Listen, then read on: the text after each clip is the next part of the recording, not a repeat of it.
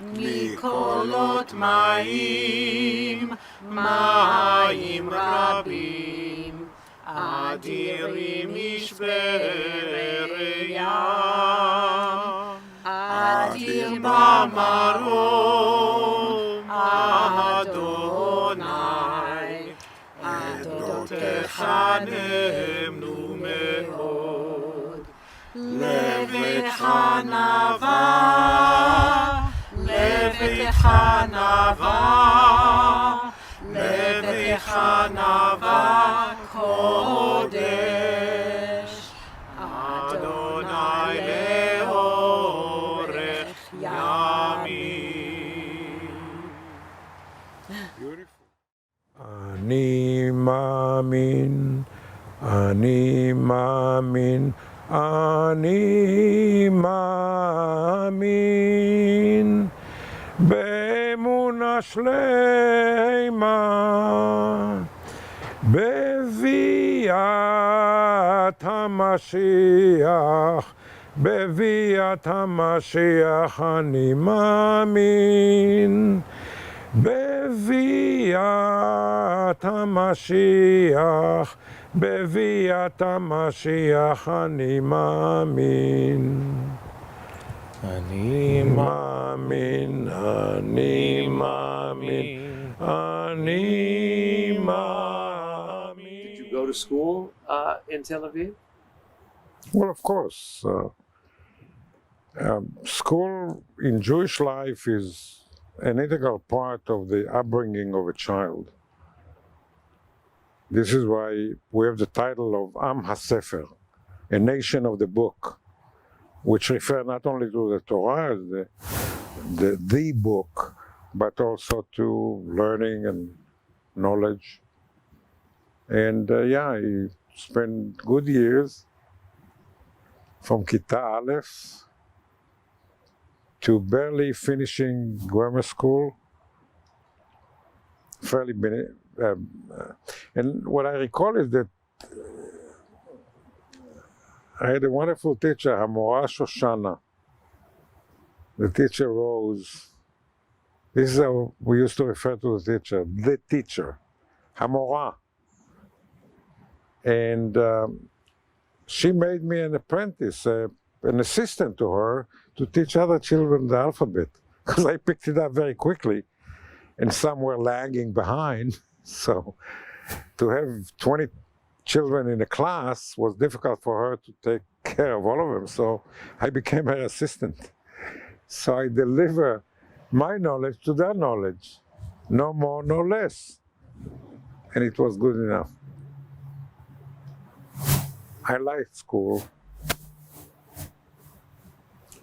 to this day.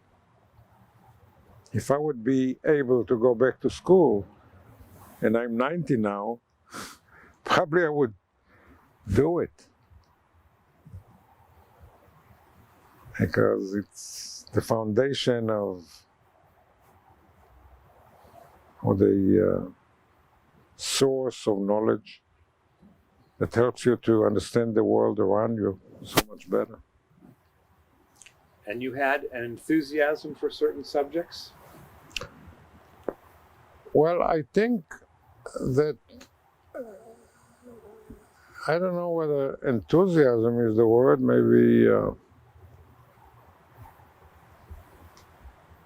there are better words to Were there certain define. subjects that you were more interested than others? I was interested with Jewish history, and I was interested in geography, which indicated expansion to the world beyond the box, so to say. Since being a child, I think I wanted to know more about what's beyond the offing, beyond the horizon. It was exciting to know what's beyond the horizon. The sense of discovery and curiosity that contribute so much to the expansion of one living in a bubble. The close proximity. You go out of the bubble. And since you cannot do it physically, you do it with your imagination. Your imagination takes you beyond the offing. What's there? Maybe from this reason, I didn't really like the fact that the globe is really a ball, and you begin from point A, and you make all the trip around, and you come back to point A. Maybe I like the fact that the globe would be a flat, endless expanse that you keep exploring further and further into the infinity, which is never at the end of the tunnel. There is no end to infinity. So there is no end to curiosity. There is no end to acquisition of knowledge, of feeling, of sights, and so forth. Shlomo used to say the eye is never tired of seeing. Well, the eyes are just physical facility, which is part of our biology, but the imagination is beyond our biology. It cannot be weighed. Imagination cannot be sized in the common dimensional world in terms of time and space. So imagination is endless. And these are the eyes. Be'enei rucho. We have the expression in Hebrew, in the spiritual eyes, which again are the imagination. So you could explore so much more than with the physical eyes, which are miraculous in themselves, as a device that was created by the Lord to give us the ability to survive physically.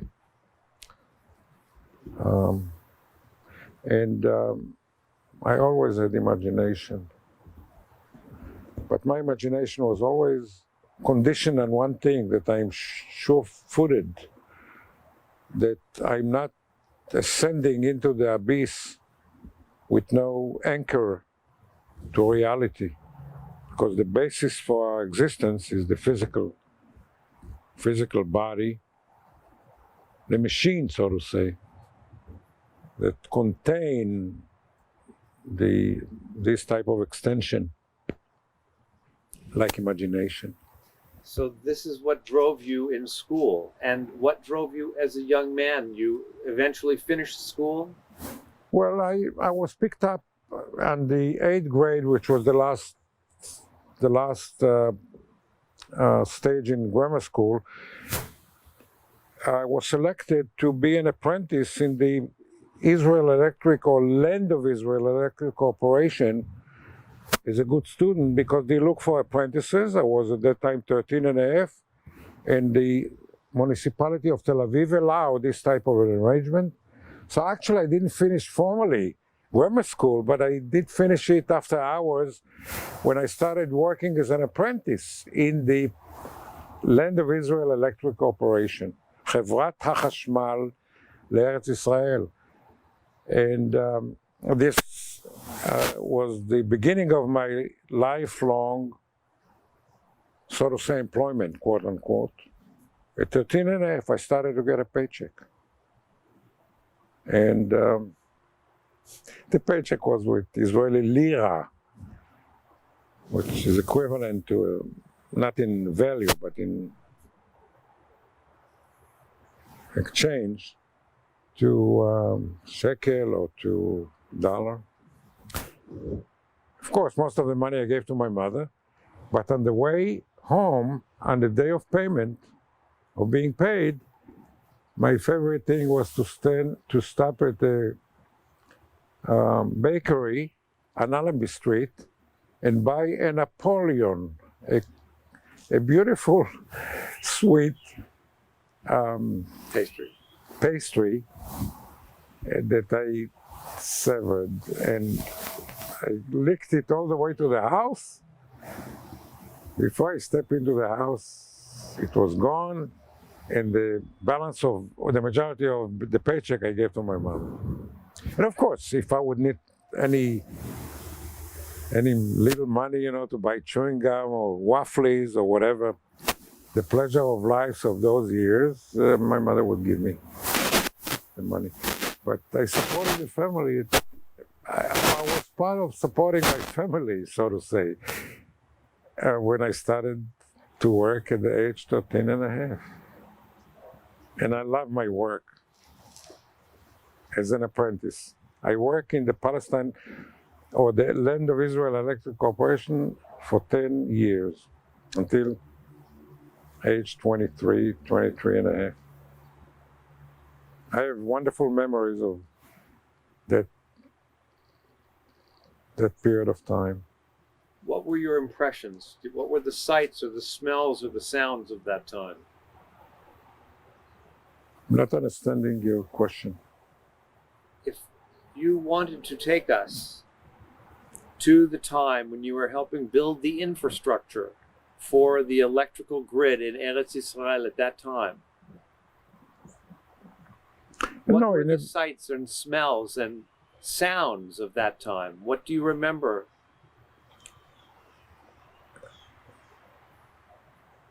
Well, I think I could write a significant chapter on that employment, because this was a period of time where I worked, but I did a lot of other things aside from work. These were incredible years. Age 13 and a half to the age 23 were the forming years where I started to not only learn or witness, but also participate. Alas, in a minor way, in the formation,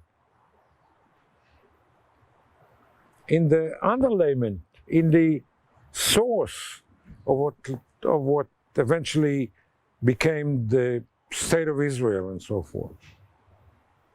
So this in itself is perhaps the greatest and the most important period in my life, because it was the foundation, it was the basis, it was the trunk upon which branches came and flowers and buds came later, in later years. So during these 10 years, I developed socially. I acquired a lot of knowledge from schools, from reading books. I used to be a bookworm. I don't know when I could find the time, but I did. I finished the entire shelves of books in at least 2 libraries. Sifriyat Da'at, Library Knowledge was the name in Hebrew, and Sifriyat Bet Brenner, which was a little further out. And the librarian didn't have any more books for me. And the books were of all kinds, from geography to expeditions to French writers to history, Jewish history, general history. At that time I found that Jewish history is basically almost the skeleton of human history, at least the Western world, because we are so immersed in the formation of the entire world because of our existence in the land of Israel, the writings, the Torah, the Bible, the Geonim, the Talmud, etc., that affected the whole world. So events that happened in Jewish history were actually events that trigger other events in the entire Western world, including Christianity and Islam. So this period... But during this period, at age 15 and a half, I joined the IRGUN, the Etzel, or as we call it, the IRGUN Tzva'i Leumi, the national military organization that was an underground to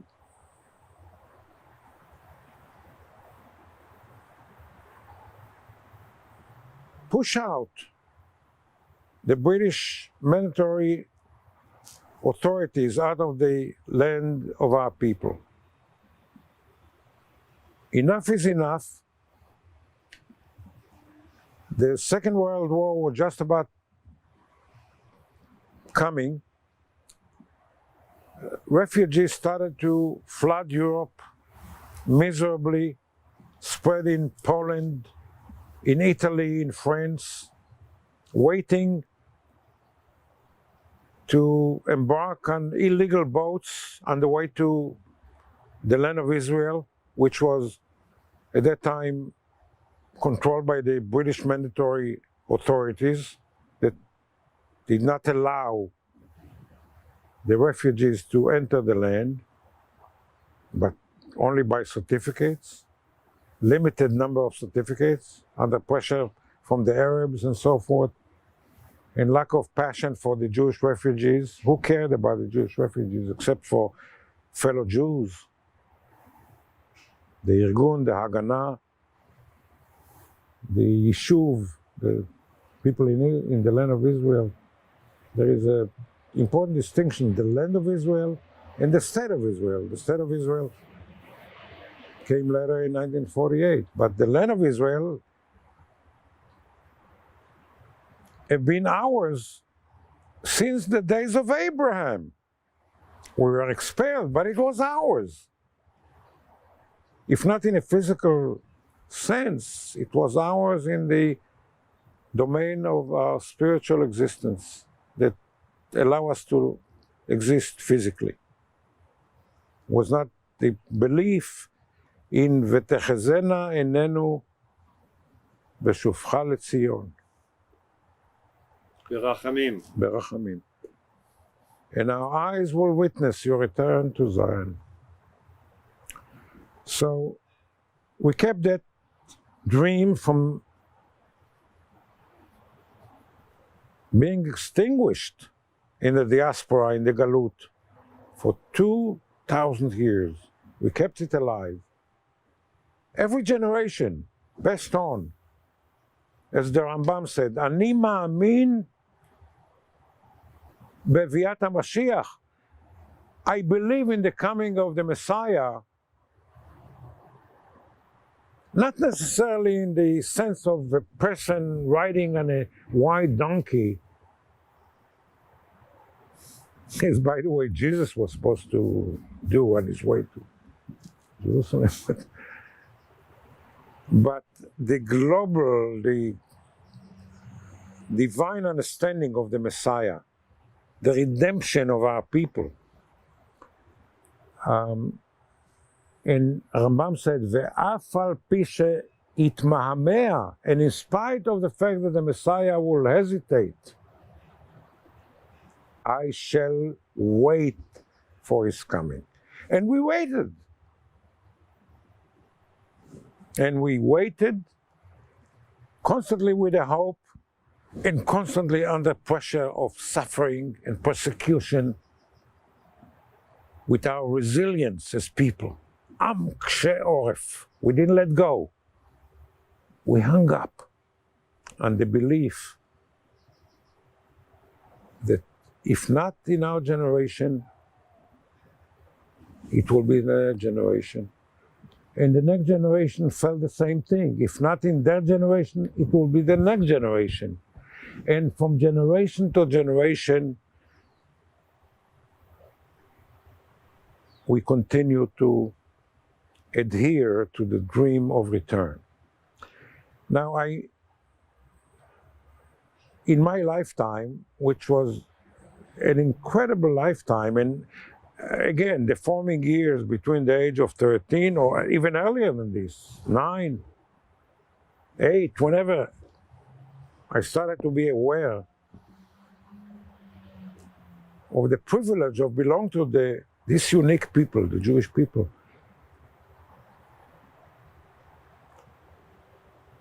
I always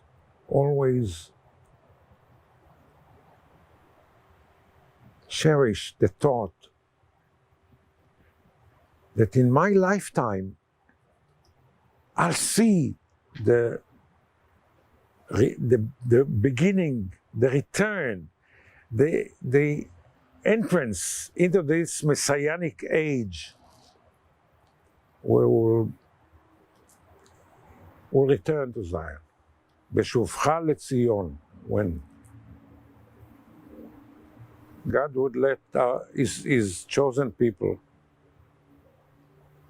to return to the land of Israel. This 10 years, Second World War, the founding of the State of Israel, the Suez War, it must have been like one thing after another for you while you were serving in the infrastructure group. Well, I don't know. I think it's a general statement that I served in the infrastructure group. I was a child, as I pointed out, not being humble, but being realistic. I witness with my own eyes. I witness with my ears by firsthand listening to those who participate, usually older than I am. And I participate physically in carrying the load or helping to carry the load in terms of actions and doings and so forth in these 10 years.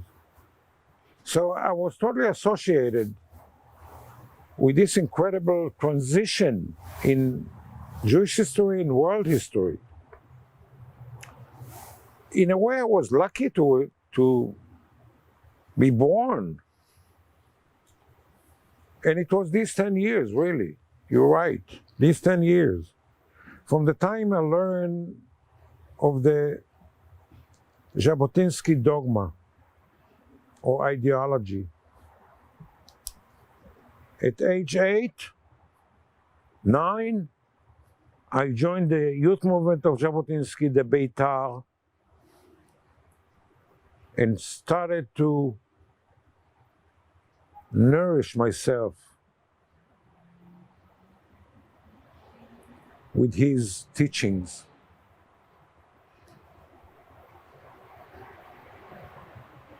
And then joined the IRGUN, as I mentioned it to you before, at age 15 and a half. And then lo and behold,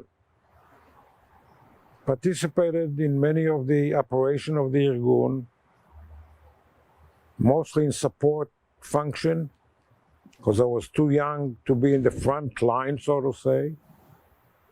It was delegated to my brother, who was a year and a quarter older than I am,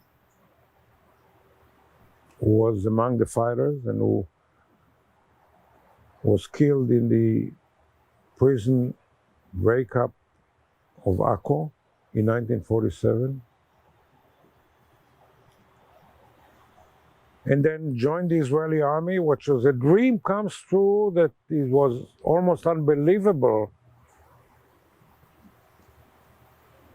And become an officer in the Israeli army? Me? Avraham Lifshitz from Borchov 30?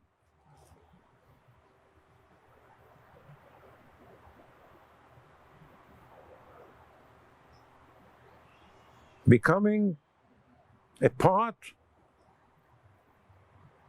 of the new Geza, of the new creed of Jews, of Hebrews, the reincarnation of the Maccabees. What a privilege, which I respect to this day.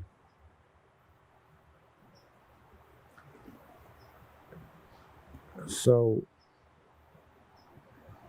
these were 10 forming years. I was not among the great men of the period, foremost among which in my opinion, was Jabotinsky and Ben Gurion and others leaders of the Yishuv in the land of Israel and outside in the diaspora. Avraham, tell me what the Jabotinsky dogma brought to you. What inspired you about it? Well, What is it? as I told you, I joined the youth movement of Jabotinsky at age 9, and for me, the ideology of Ze'ev Jabotinsky was my civic religion, Dat Ezrachit.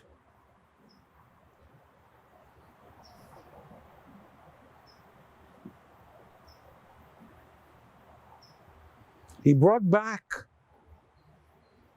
the values of our ancient forefathers, the Hebrews, Joshua, the Maccabees, King David, the pride, the generosity, the resilience. Not like the poor Jews of Eastern Europe, subjugated, dehumanized, isolated from the world around, persecuted, sheltering themselves, running away from danger instead of confronting and defending themselves. The few against the many of the early Hebrews, the early Jews, was revived by Ze'ev Jabotinsky, as far as I'm concerned. It's all encapsulated into the beautiful Shir Beitar, the Song of Beitar, that he composed overnight upon request for the youth movement. And we use this song as the hymn of Beitar. And very quickly, I'll just tell you that Shir Beitar tells you that the days of the Maccabees is back, that we are going to stand on our feet proud, that we are going to fight and not take defeat as the end and demise, but take the defeat as a push toward fighting back, toward a challenge. We are forming a new creed. בדם וביזע יוקם לנו גזע, גאיון, with blood and with sweat, will create a new breed or recreate the old breed of pride, of generosity, compassion, and of high demand on ourselves that border on almost cruelty to ourselves, sacrifice. And then, that regardless of our station in life, we are the children of King David, that great human king in our history, that on one hand was so human, and on the other hand exhibited virtues of divinity, the gift of goodness, and of compassion and forgiveness. Bni Avshalom. Those who know the story of Avshalom knows what I mean. So, and the last, which I related to the time of the IRGUN and the great loss to me personally of my own brother, older brother, Zalman, was that we are to challenge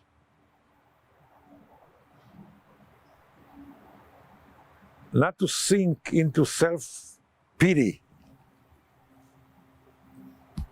and defeatism and feeling sorry for ourselves, but instead to challenge the difficulties. Al kol ma'atzor u'meitzar, against all impediment. Do you remember the hymn? Of course.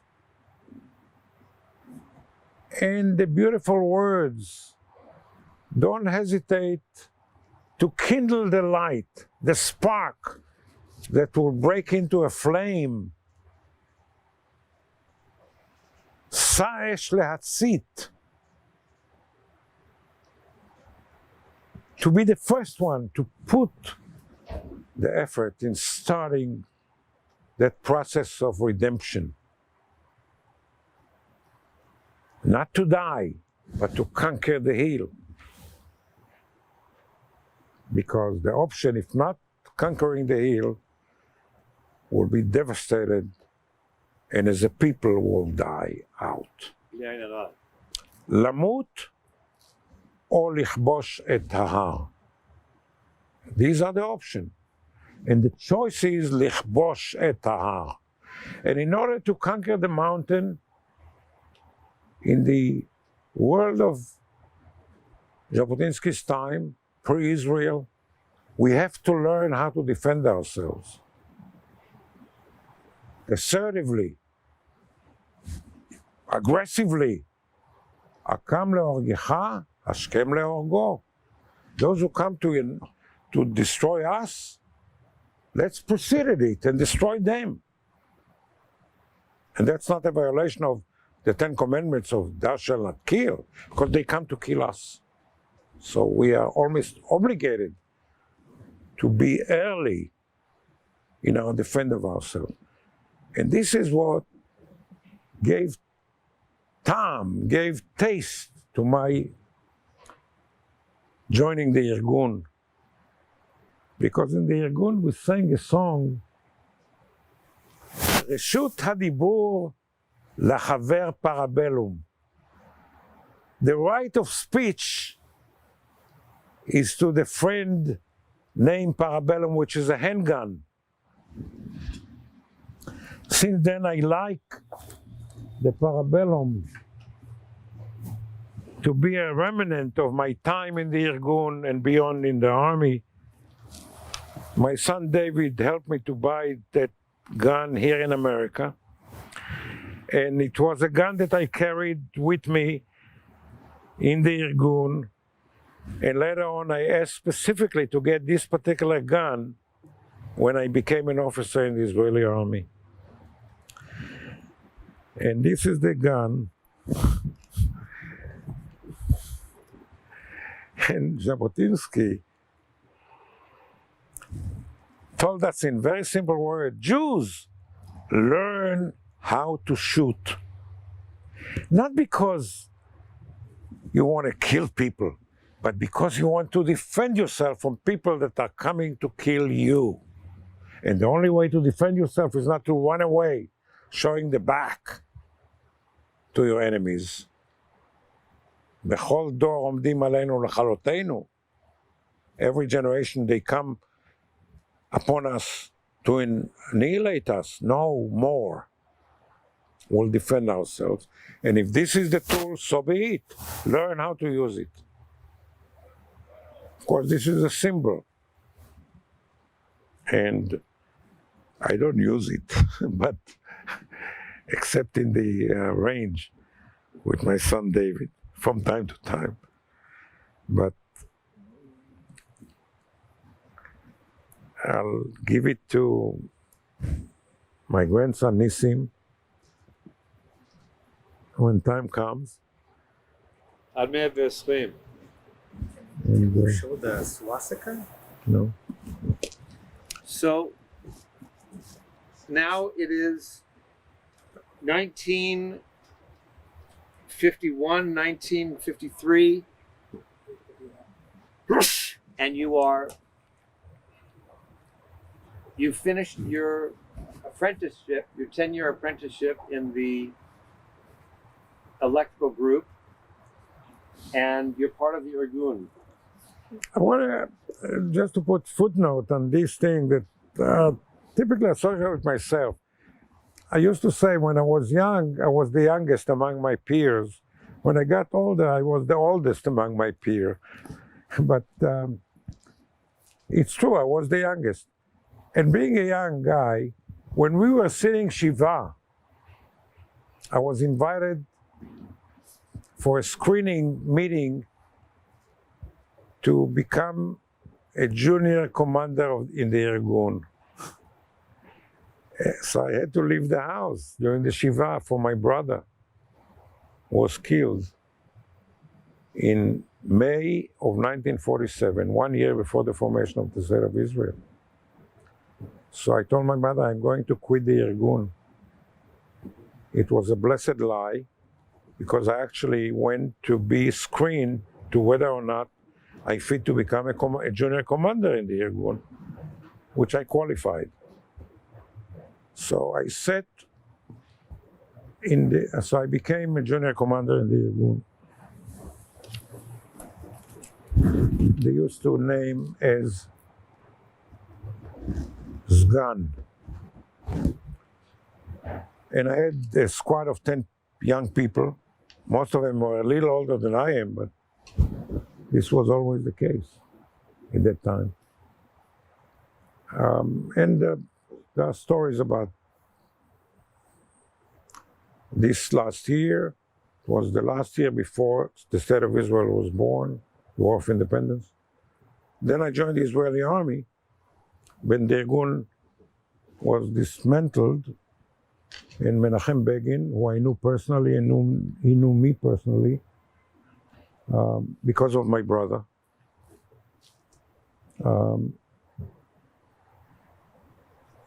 I was selected to join the military school, the so-called West Point of the Israeli army, which was a deserted British camp that was now occupied by the Israeli army information. We didn't have yet uniform and many things that are today is part of the army. But this was the army, Tzva Hagana LeIsrael, the Israeli Defense Army, to be literally translated. And I was selected to become a member. As it turned out, I completed a course of 7 torturous months of training. And it turned out that I was the youngest cadet among 160 cadets. It was the first course, the first cycle of cadets in the Israeli army.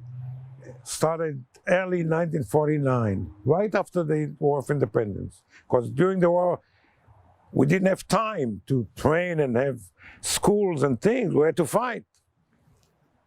But I was the youngest. And it was the first cycle. So many years later, when I met senior officers of the army, I kind of mentioned it to them. Said, hey, you are an heirloom, one of a kind. So it was true.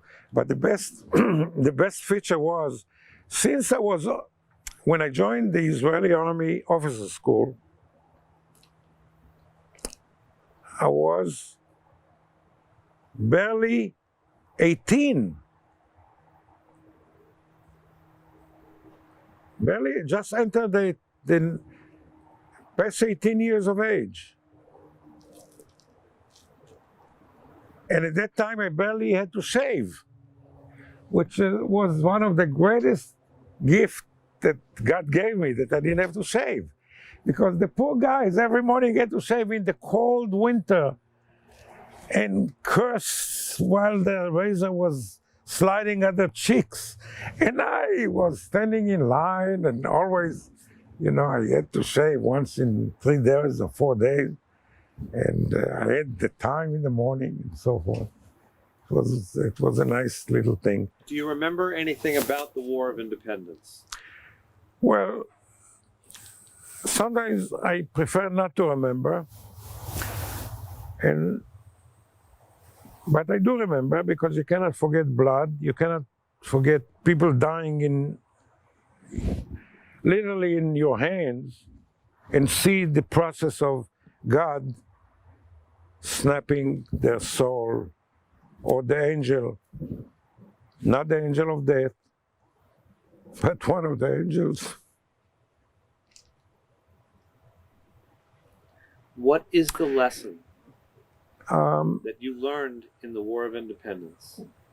Well, the lesson is that there is one thing that motivates you,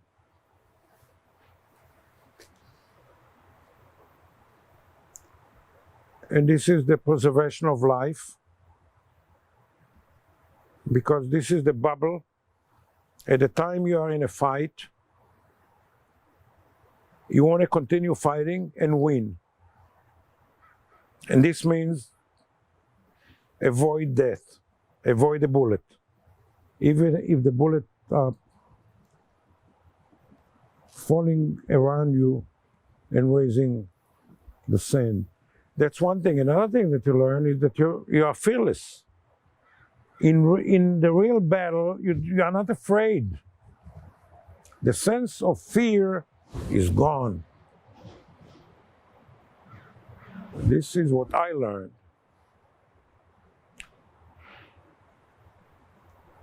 So I don't think bravery or heroism is something special during the time of action, because it becomes mundane, it becomes normal. You don't think about idealism, you don't think about achievement, you don't even think about the goal of the battle. You think about preservation of yourself in order to continue fighting and winning. That's what you think about. And maybe different people have different feelings. This was the way I felt. I think that I stood face to face with the angel of death twice. Once in the Battle of Yehudiya. Where was that? In the near Petach Tikva. Perhaps exactly a year after my brother was killed. I think it was a miracle that I came out alive. In hindsight, I think it's a miracle. At the time it was. It was a street battle? It was a battle with the Arab Legion, the Jordanian Legion, that eventually caused the village of Yehudiya to fall back into the hands of the Arabs, and then in turn, again, was reconquered by the Israeli army a few weeks later. The second time that I saw the bullets shrinking, making noise, and raising drops of the Mediterranean water,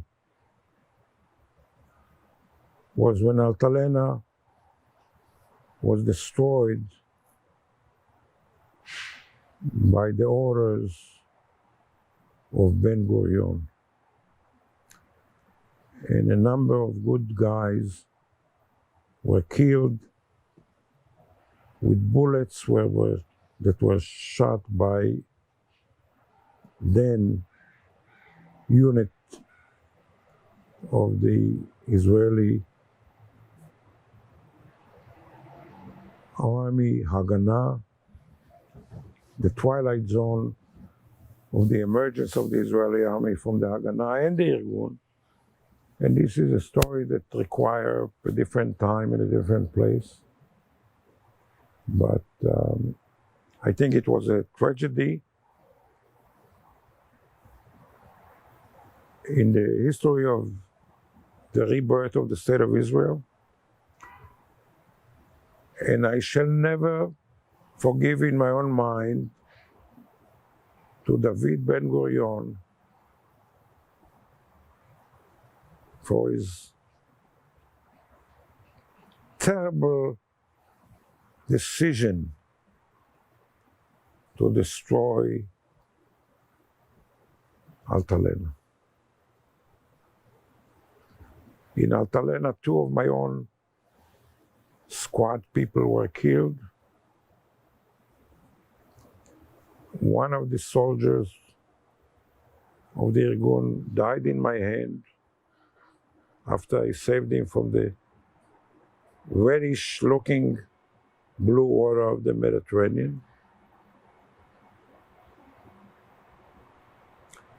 And the Israeli army information was deprived from weapons that were so necessary at that time to expand the capacity of the young army and perhaps change the demarcation line or the borders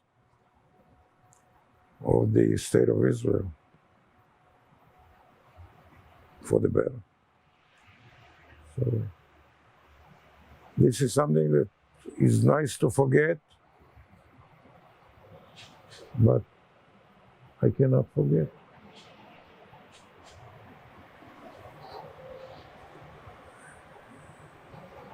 And these are the memories. Your grandson told me that you were involved in some way in the King David Hotel.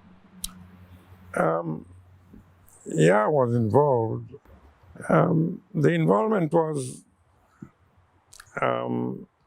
indirect, totally indirect. And I know about it, obviously, way after it happened. The King David Hotel was one of the, in my opinion, one of the 2 events that accelerate the decision of the British authorities to leave the state of the land of Israel, and was the beginning of the discussion in the United Nations about the partition plan and the creation of the State of Israel. For those who don't know, what exactly happened there? The IRGUN considered the King David Hotel as the center of the British authorities, the Downing Street, if you will, or the White House. God forbid, not to make comparison, but this was the pinnacle, the center of British control according to the mandate. The League of Nations gave the British mandate over Palestine to govern the country.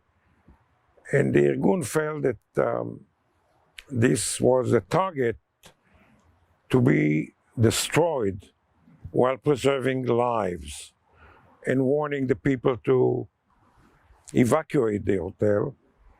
The story is that the chief governor, British governor, left the hotel after getting the warning to vacate, but didn't inform the people to vacate on purpose, apparently, either because he didn't believe that something will happen or because he wanted to create a situation that was almost unbearable In any event, the King David Hotel, a good part of it was destroyed by delivering huge cans of milk to the basement of the hotel, camouflaged as milk, but actually it was detonatable bombs, explosives, that would destroy that portion of the hotel. I was, as I mentioned before, a junior commander in the IRGUN by that time. It was the last year of, before the State of Israel was born. And I get from my commander an order to steal, quote unquote, or expropriate, what's the word? Expropriate. Expropriate. Milk cans, huge milk cans, in the early hours of the morning where, you know, nobody was still out, that was centered in corner of streets in Tel Aviv as a distribution station for milkmen, from which they would take the milk from the big cans into smaller cans and deliver it to households. It was like a distribution in the street, in the middle of the street, you know. Nobody will take the milk, or it was early in the morning. So take the milk cans, and, you know, these milk cans were made out of aluminum because you want metal that doesn't corrode, and aluminum doesn't corrode or rust. It's clean. And we used it to bury weapons in it, because metal detectors cannot detect aluminum. So we used to use it to hide weapons by digging holes in the ground and in basements and places, and then cover it with bricks and so forth. This, we used to call it sleek. Not a legitimate word, but that's a way to call it. And here they asked me, with my guys, my squad, to bring in 5 or 6, I forget exactly the number, of these cans. I said to myself, probably we got a lot of small weaponry like submachine gun, handguns, things. Good. I didn't know what for. Anyway, so at 4 or 5 o'clock in the morning, I took a few of my guys. We got a pickup truck, a little pickup truck, to load them on and take them away to a designated place.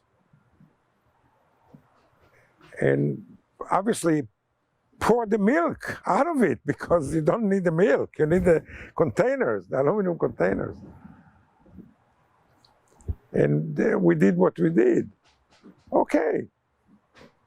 Later on, it turned out that these cans of aluminum milk were refilled again in Jerusalem, not in Tel Aviv where I took him with my guys, but in Jerusalem. They were filled with explosives, but they were labeled as milk, and they were delivered by people that camouflaged themselves as milkmen, supporting the hotel provisions to the restaurant, to deliver the milk to the basement of the hotel to use in the restaurant of the hotel in the following days.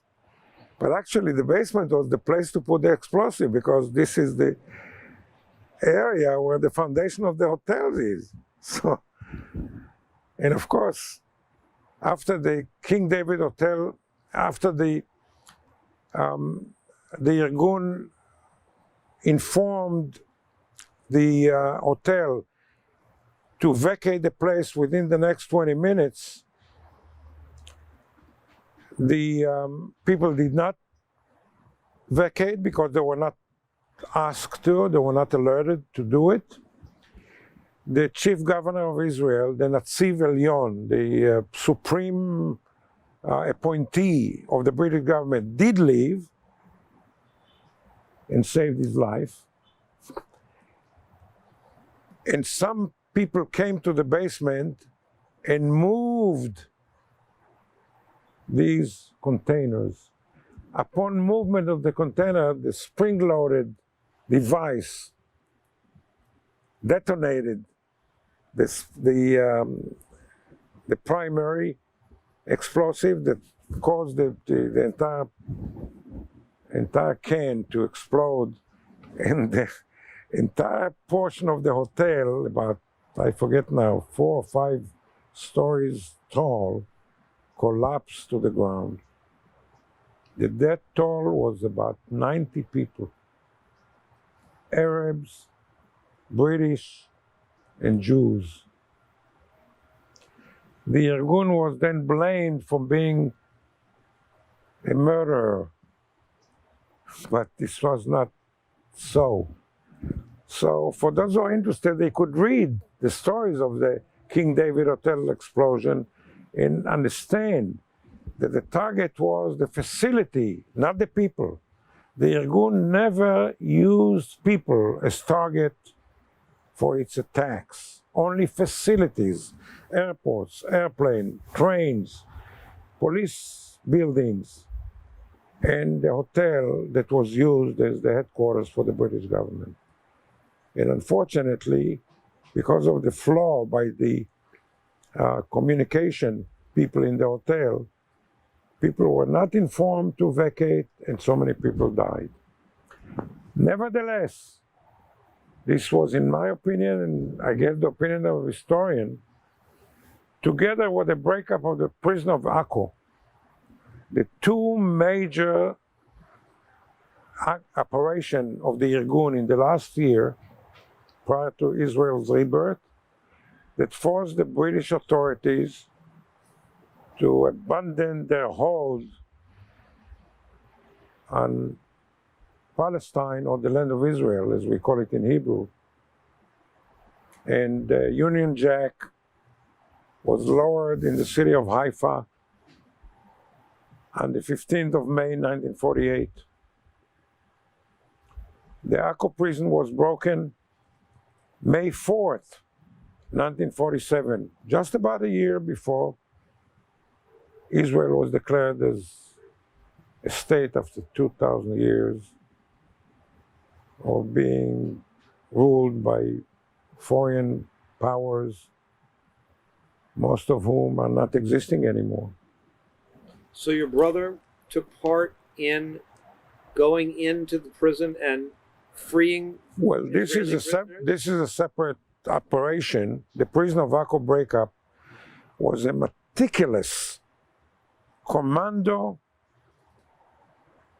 operation that involved city fighting and field fighting. It was the incarnation of tactics that was amazing.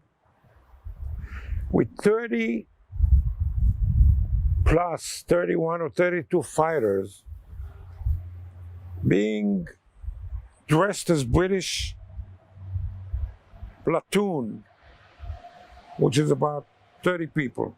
30 to 40 people is a platoon. Squad is 10, platoon is 30, company is about 100.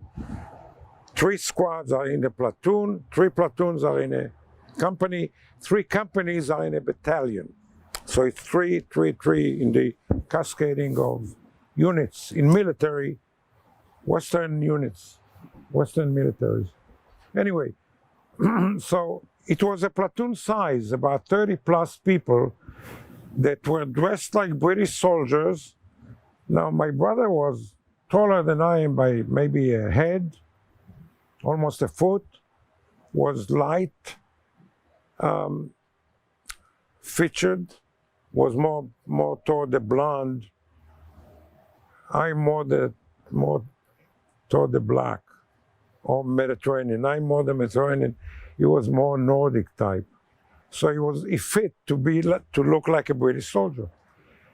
The captain was Dov Cohen, or Shimshon as we used to call him, conspiratively in the IRGUN, the commander of the group. And the purpose was to break the fortress of Akko that was built during the Roman conquest of the land of Israel centuries ago. Huge rocks put together was rebuilt over the years with a tunnel all around it, like the Mikado in Japan, in Tokyo. Water all around the fortress to avoid infiltration. Right sitting on the Mediterranean. Napoleon couldn't break through that fortress in his excursion into the land of Palestine in the 18th century or 19th century, I mixed. Anyway, the IRGUN decided to attack the prison of Akko and liberate the, as we call them, prisoners of war. The British call them terrorists or criminals, because from the British standpoint, the IRGUN were a bunch of terrorists. Of course, the British Empire, with all its gadgets and terrible history of subjugating nations for their own benefit in the British Isle, looked very nice at home, but were very ugly in their settlements. In India, in Hong Kong, in South Africa, and in the land of Israel or in Palestine. So anyway, so the caravan of British platoon, with the captain in charge, which was Dov Cohen, that was, by the way, a Canadian Jewish guy, looked like a British native, 100%, blue eyes, blonde, slim, and spoke perfect English, was a sergeant major in the British Army, never allowed to become an officer because he was Jewish, but he was a genius warrior, spoke perfect English, leading the caravan toward Akko, breaking or passing through checkpoint of the British through the path to the prison, which was an hour away from where they were organized. And the platoon soldiers, otherwise member of the IRGUN, disgusted as British soldiers, picked up some British words so that they could throw words in English to sound like a British platoon. In other words, it was a perfect, precise operation. But to make the story would take a long time, so in short, in the exchange of fire, my brother was killed and Shimshon was killed, the commander.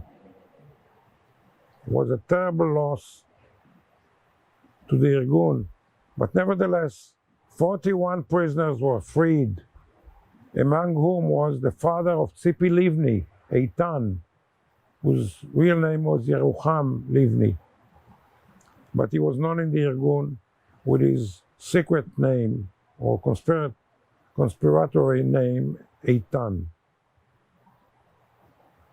And this was the 4th of May, 1947.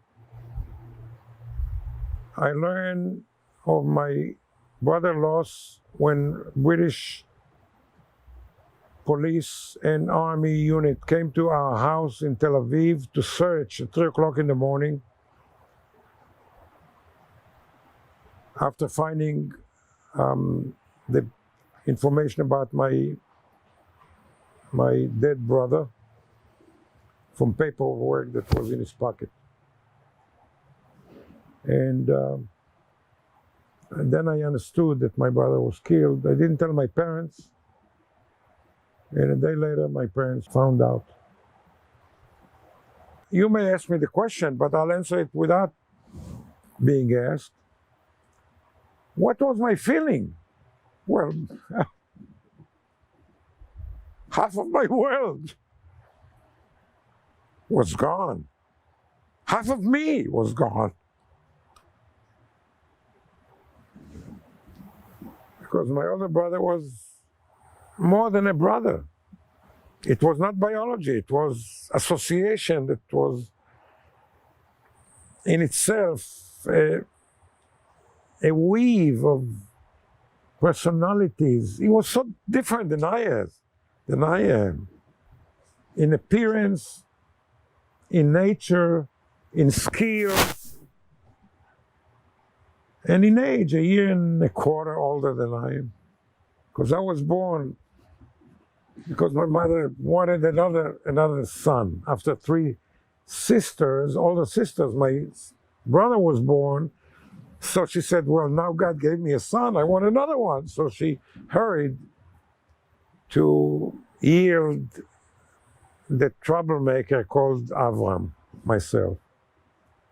Anyway, so when he was killed, but there was a pure feeling penetrating my mind at a time when I grieved beyond words, beyond feeling, beyond anything, and the loss of my brother. Something penetrated to my brain that God gave you the privilege to be a brother to a kadosh, to a hero. This was a privilege. You shouldn't be sad. And I carry this feeling to this day.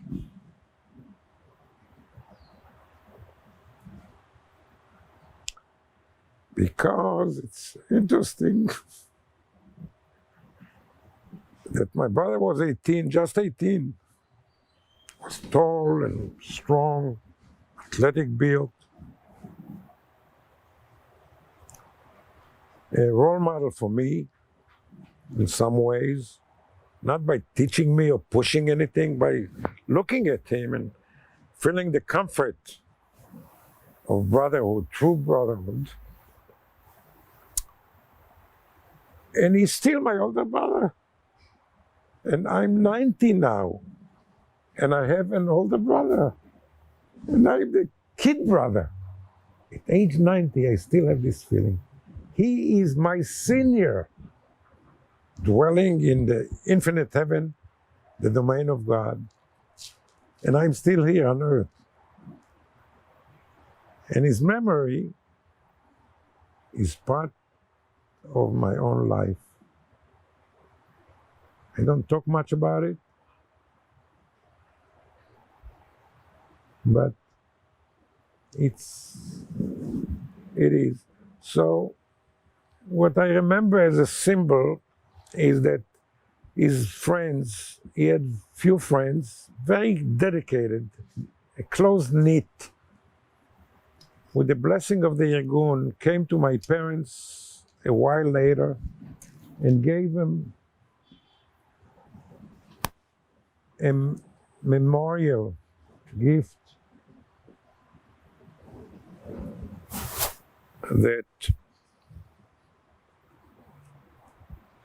was created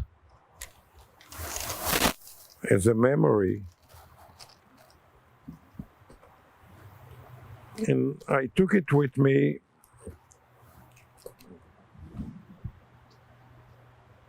to be with me throughout the years since his death.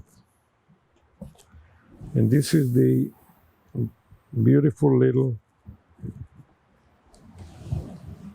memorial that stands for my brother's memory. Zalman? His name was Zalman? Zalman Lifshitz. This is the historical boundary of the land of Israel. Shtei Gedot LaYarden. The Jordan has 2 banks. One is ours, the other one also is ours. But as we know, the other one is now the Kingdom of Jordan. And this is the picture of my brother within the Magen David. And it is enclosed in a box that shows the prison of Akko, with the explosion that broke the walls of the prison, to which, while exchange of fires with the guards and with the police and with the army, British army, the prisoners escaped and liberated and returned to service in the IRGUN. This is what it is. It didn't tarnish over the years because it's made out of silver and gold. Alav Shalom. Thank you.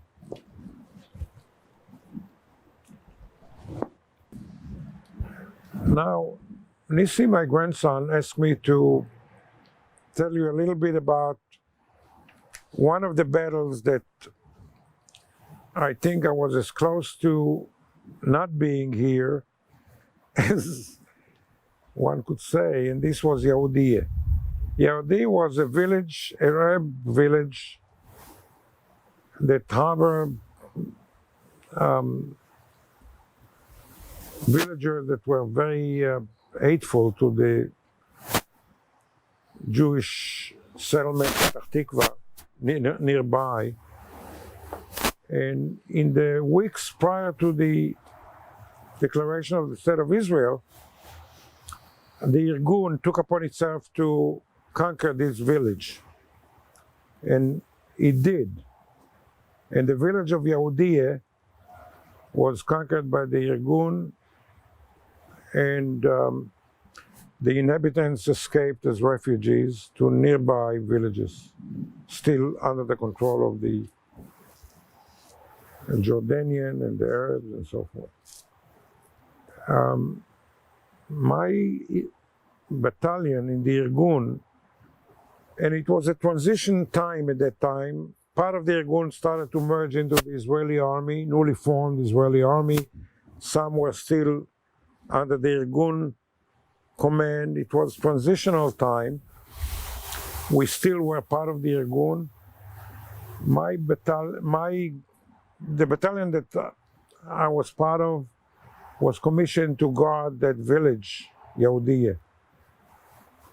And it was during a ceasefire, declared ceasefire, where hostilities were to stop at 5 o'clock in the morning. That was a decisive battle that I'm going to tell you about.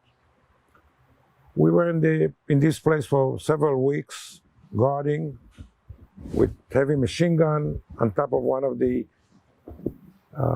front buildings that faced the Arabs Legion and the Arab occupied area, including, by the way, the area where today is the Ben Gurion airport was under Arab control at that time. Villagers and Arab Legion that came from Jordan and so forth. So that morning, before the ceasefire was declared, the Arabs planned, apparently as it appeared to be, to retake that village, Alyia, which was very close to Petach Tikva. Petach Tikva is a old Jewish settlement, not too far from Tel Aviv. And this is the story. We were there. At about 4 o'clock in the morning, we were on top of the building with heavy machine gun that we confiscated months later from a British airport, running an American heavy machine gun. And I was there with a few of my squad members watching. And I started to see some lights flickering in an orange grove not too far away, maybe 300-400 feet away, bordering that borderline where we were guarding.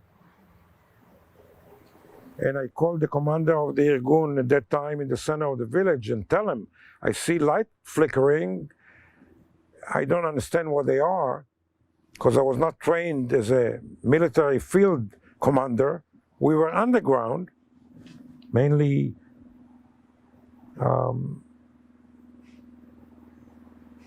able to carry attacks as, as Support. yeah, not field operation, as commandos, as we used to call it, under the condition that in city fighting we were good at and so forth, but not in the field. And here we stand in front of Arab Legion, which is a legitimate British-led but Arab army that was part of the Jordanian kingdom. I get an answer, keep looking. Okay, I kept looking, and I recognized that the lights flicker. Then as the dawn started to break in and there was more light, I see far away 2 tanks slowly moving, staggerly, one and then the other one, then another one, and a little cautiously moving. And I still didn't understand precisely, but I could tell that something is happening, and it may be very dangerous. To make the story short, as the cliche speaks,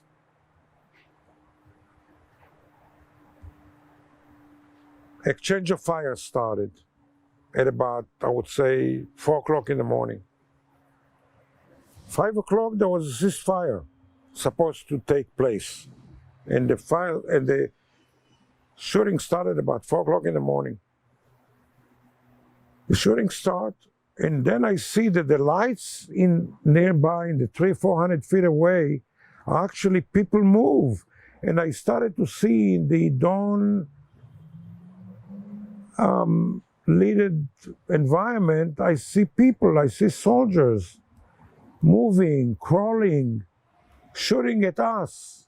Because to identify, we were on the second floor of a building, Arab built type of a building. And there was no other way to do it but to use our Browning heavy machine gun and shoot back. And this is where fire started to take place between our stand and the soldier that started to move very cautiously and very slowly from the orchard, from the orange grove, toward our position. In the meanwhile, some of my guys, we were maybe 5 or 6 on top with a machine gun. A couple of them are going downstairs to another squad. There were 2 squads on that building, one below, and I was on the top one, with larger field of vision and control. All of a sudden, I see one of my guys, Avraham Bilu, kind of fall by the side. His eye begin to roll up. His face begin to become white. And then I see blood begin to come out of his back. And I look at him and I see a hole in his back. And I look at my hand, I see with blood. Avraham Bilu died in my hands, one of my squad members. Avraham Bilu. I look around, I see that the other 2 guys are gone. They went downstairs and disappeared from my squad. We continue to shoot with a heavy machine gun. I hold the bullets, and my guy, Rafael Supporter, continue to push the trigger, the trigger was made by the IRGUN because it was mounted on an airplane, so there was no trigger when we took it from the British airplane many weeks before, and adapted it to have a hand trigger. And eventually, Avraham Bilu dead, Refael supporter, and myself. I tried to call back the headquarters, no answer. We are alone. I yelled to the downstairs guys, no answer. Gone. I said, Refael, time to leave. We are here alone. There is nothing we could do. Time to leave. What do you do with the machine gun, he asked me. I said, we take it. This was probably a 40 pounds or 50 pounds heavy machine gun. Heavy machine gun, Browning, from the Second World War. Like the Spandau, the German was the Spandau. The British used the American version of Browning. And we left Avraham Bilu dead. What could you do? Carry him with you, but you could carry the machine gun. And we come down, deserted, nobody. Everybody left. Escaped, retreated, ran away. Any words were fit, they were not there. We were the only one, the two of us. What do you do? Well, Arabs at that time, and maybe in some places today, have little homes, mud, bricks and whatnot, and fences. Each little home has a fence about 6 feet high. Again, not cemented, but mud type of fences for privacy or whatever, for domain, declaration of ownership, fences. What do you do with the machine gun? You have to carry yourself across the fence to the path to retreat, to leave for your life, literally. We talked about what do you do when you are in danger. You are not afraid. You don't care about, you are not a hero. You just want to preserve your life so that you could continue. The key word is to continue, not to expire.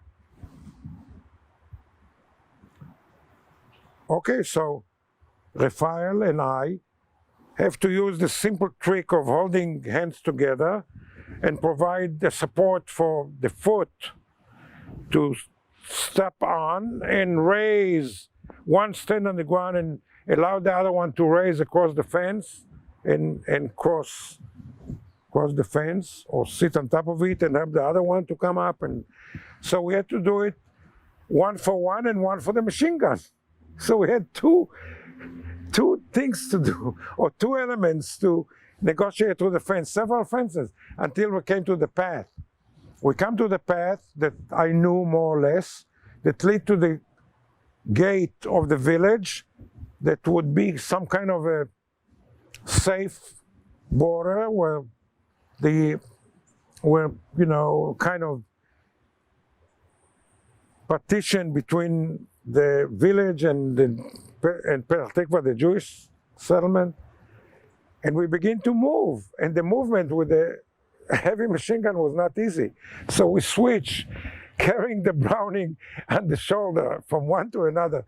And what I remember to this day alive is a very nice picture of bullets creating like little sand rises, like the geysers of sand, little geysers, tiny geysers of sand springing out of the ground. When the bullet hit it, it raises the sand right near me, around me. And I said, well, one of these bullets will make me a target. No? Yes, no. Who think about it? You keep going, and you keep switching the machine gun. Refael takes it, I take it, he takes it, I take it. And we scale all the way to the main gate of the village, where at that point in time the Haganah came from Petach Tikva already and started to establish a defense against any potential movement of the Arab Legion any further into the Jewish Petach Tikva. Bottom line, 12 of our guys were killed by the villagers or by the Legion, because the villagers followed the Arab Legion soldiers to return to their village, because it was an Arab village to begin with. So, and this was the war. So, you know, one takes land from one another, whatever the case may be. They want to kick us from our land. We want to push them away from what we consider our rightful possession of the land. So this was the story of Yehudia, and I think this was the closest for me to... Saba, what about the Hungarian Chassid? Okay, now, the only thing that I want to tell you is this. It was Friday, that day, and eventually, in the early afternoon, I took the bus from Petach Tikva to Tel Aviv to come home, because I wanted to, you know, to see my parents. My parents already started the mourning of their second son, because they heard that the village of Alyia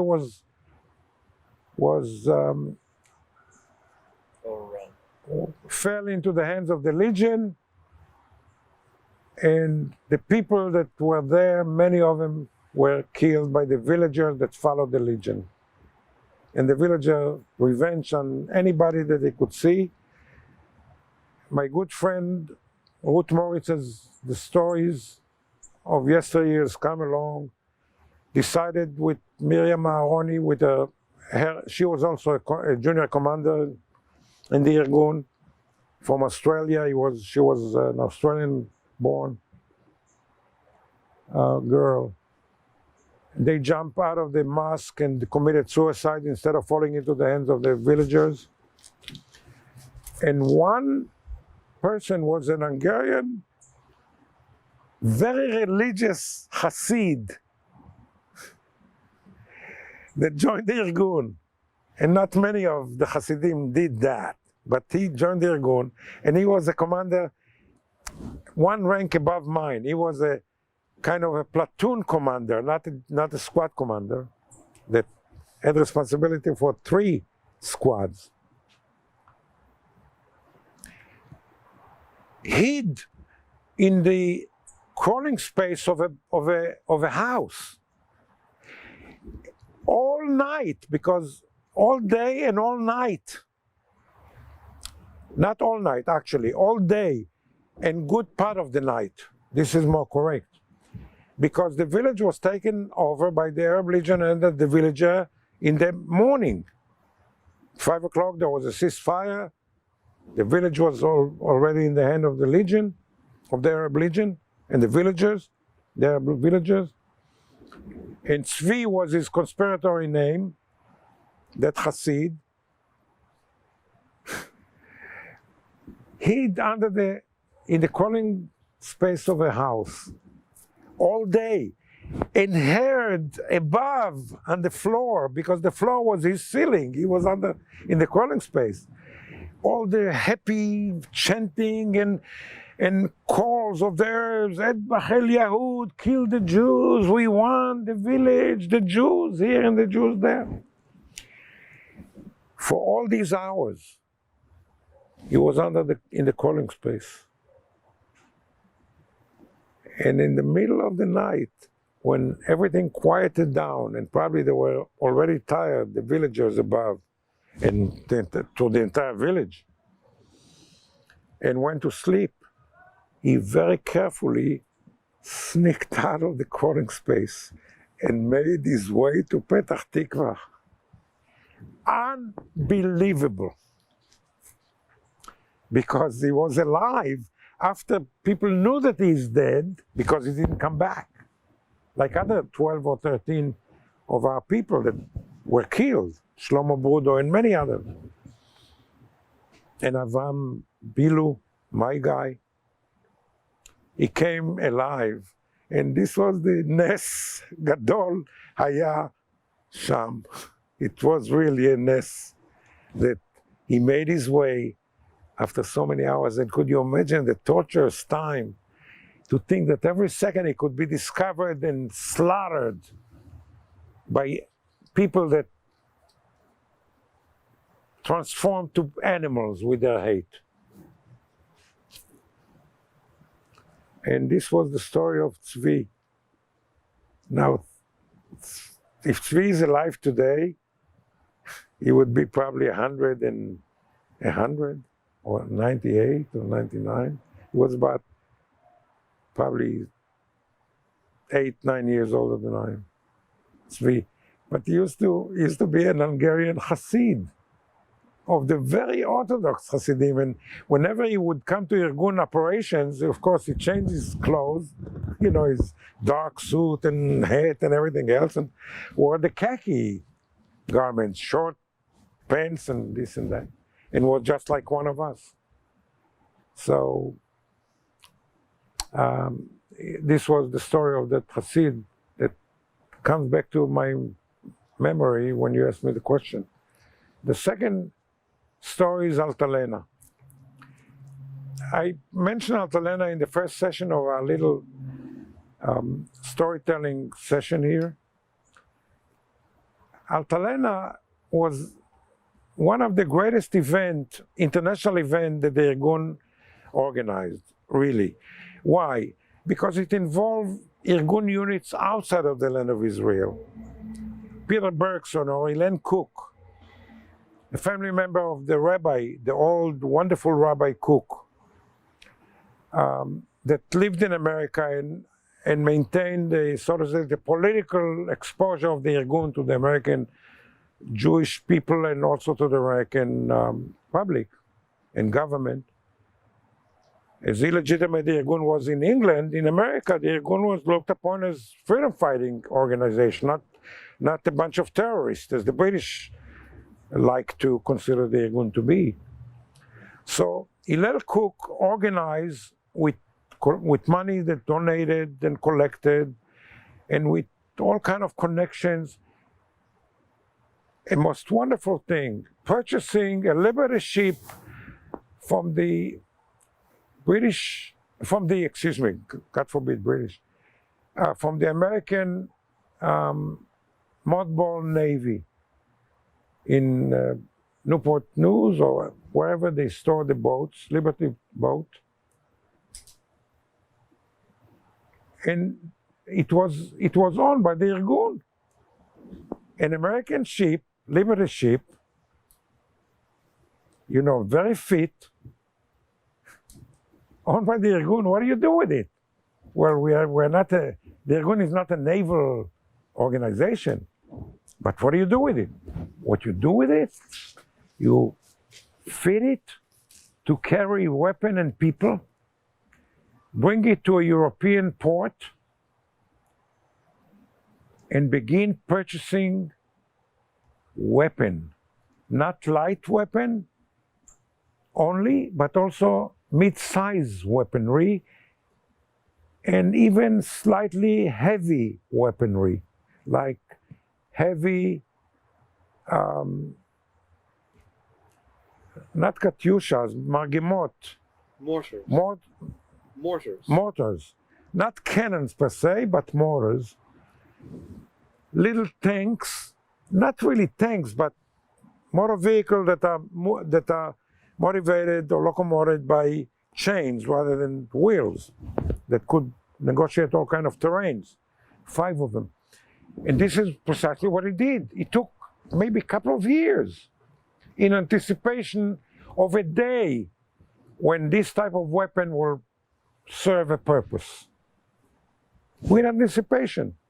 Maybe there were some people that believed that the day is coming faster than we believed. We were in the midst of the underground battle that the IRGUN handled with the Stern group, and slightly the Haganah participated for a short time in trying to kick the British out and bring about the formation of the state of the Jewish people. At that time, we didn't know what the name will be. Israel, Judea, whatever. There was no decision. So the Liberty boat had to have a name to be registered. It was registered as it used to be in one of the Central American countries, Guatemala or something. The flag registration for some naval requirement. And the choice was the name that Jabotinsky adopted as a writer, Altalena. I believe a Russian word. Altalena. It means a swing. Nissim, what does it mean? It means a swing. A swing, Altalena. Not Nadneda, a swing. in Italian. And Altalena was a name that Jabotinsky wrote many, many feuilletons to Russian literature and newspaper. He was a great Russian writer before he became a Zionist leader. Tolstoy said one time about Jabotinsky, excuse me for jumping on a tangent here, Tolstoy said about Jabotinsky that one thing that he doesn't forgive Zionism is that they took Jabotinsky out of the Russian literature, took him to become a Zionist, and took him away from being a great Russian writer. Anyway, so the IRGUN named the boat Altalena. And then the process of buying weaponry in Europe was not easy, but was a very possible. Why? Because it was after the Second World War. So there was a lot of excess weaponry in Europe that later on even the Israeli army bought. Tanks, the Sherman tanks that was retrofitted in my time, and I belonged to the tank course in the Israeli army years later, 2 years later. But anyway, Altalena was loaded in the course of a year and a half with wonderful array of weaponry, from light weapons to mid-sized weapons to my goodness, the Bren guns. These Bren guns made in Czechoslovakia were standard weaponry in the Second World War for the British Army because they were so good. I used them in the underground. We had few of them. Treasured Bren guns were used in the Prisnako breakup because they were such good weaponry. They were available for hand carrying and also stationary on the ground with tripod, either way. Anyway, the boat was loaded with 900 IRGUN European draftees or volunteers, because at that point in time, the IRGUN started to rescue Jews in Europe after the Second World War. This was in 1947, 1948 time frame, 2 years after the Second World War ended. So there were a lot of refugees, and many were disciples of Jabotinsky and Beitar, and they joined the IRGUN in Europe. So they didn't participate in the land of Israel, like my brother and I and others. And Menachem Begin took over the command of the IRGUN in the land of Israel, So there were 900 people that eventually boarded the Altalena. And Begin and Ben Gurion made an agreement that Altalena will come to the land of Israel.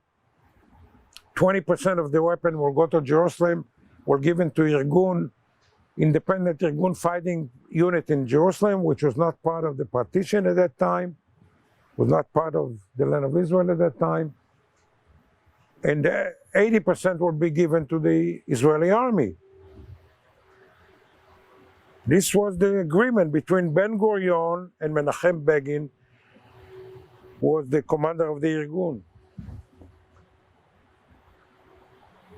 Altalena came with an American captain,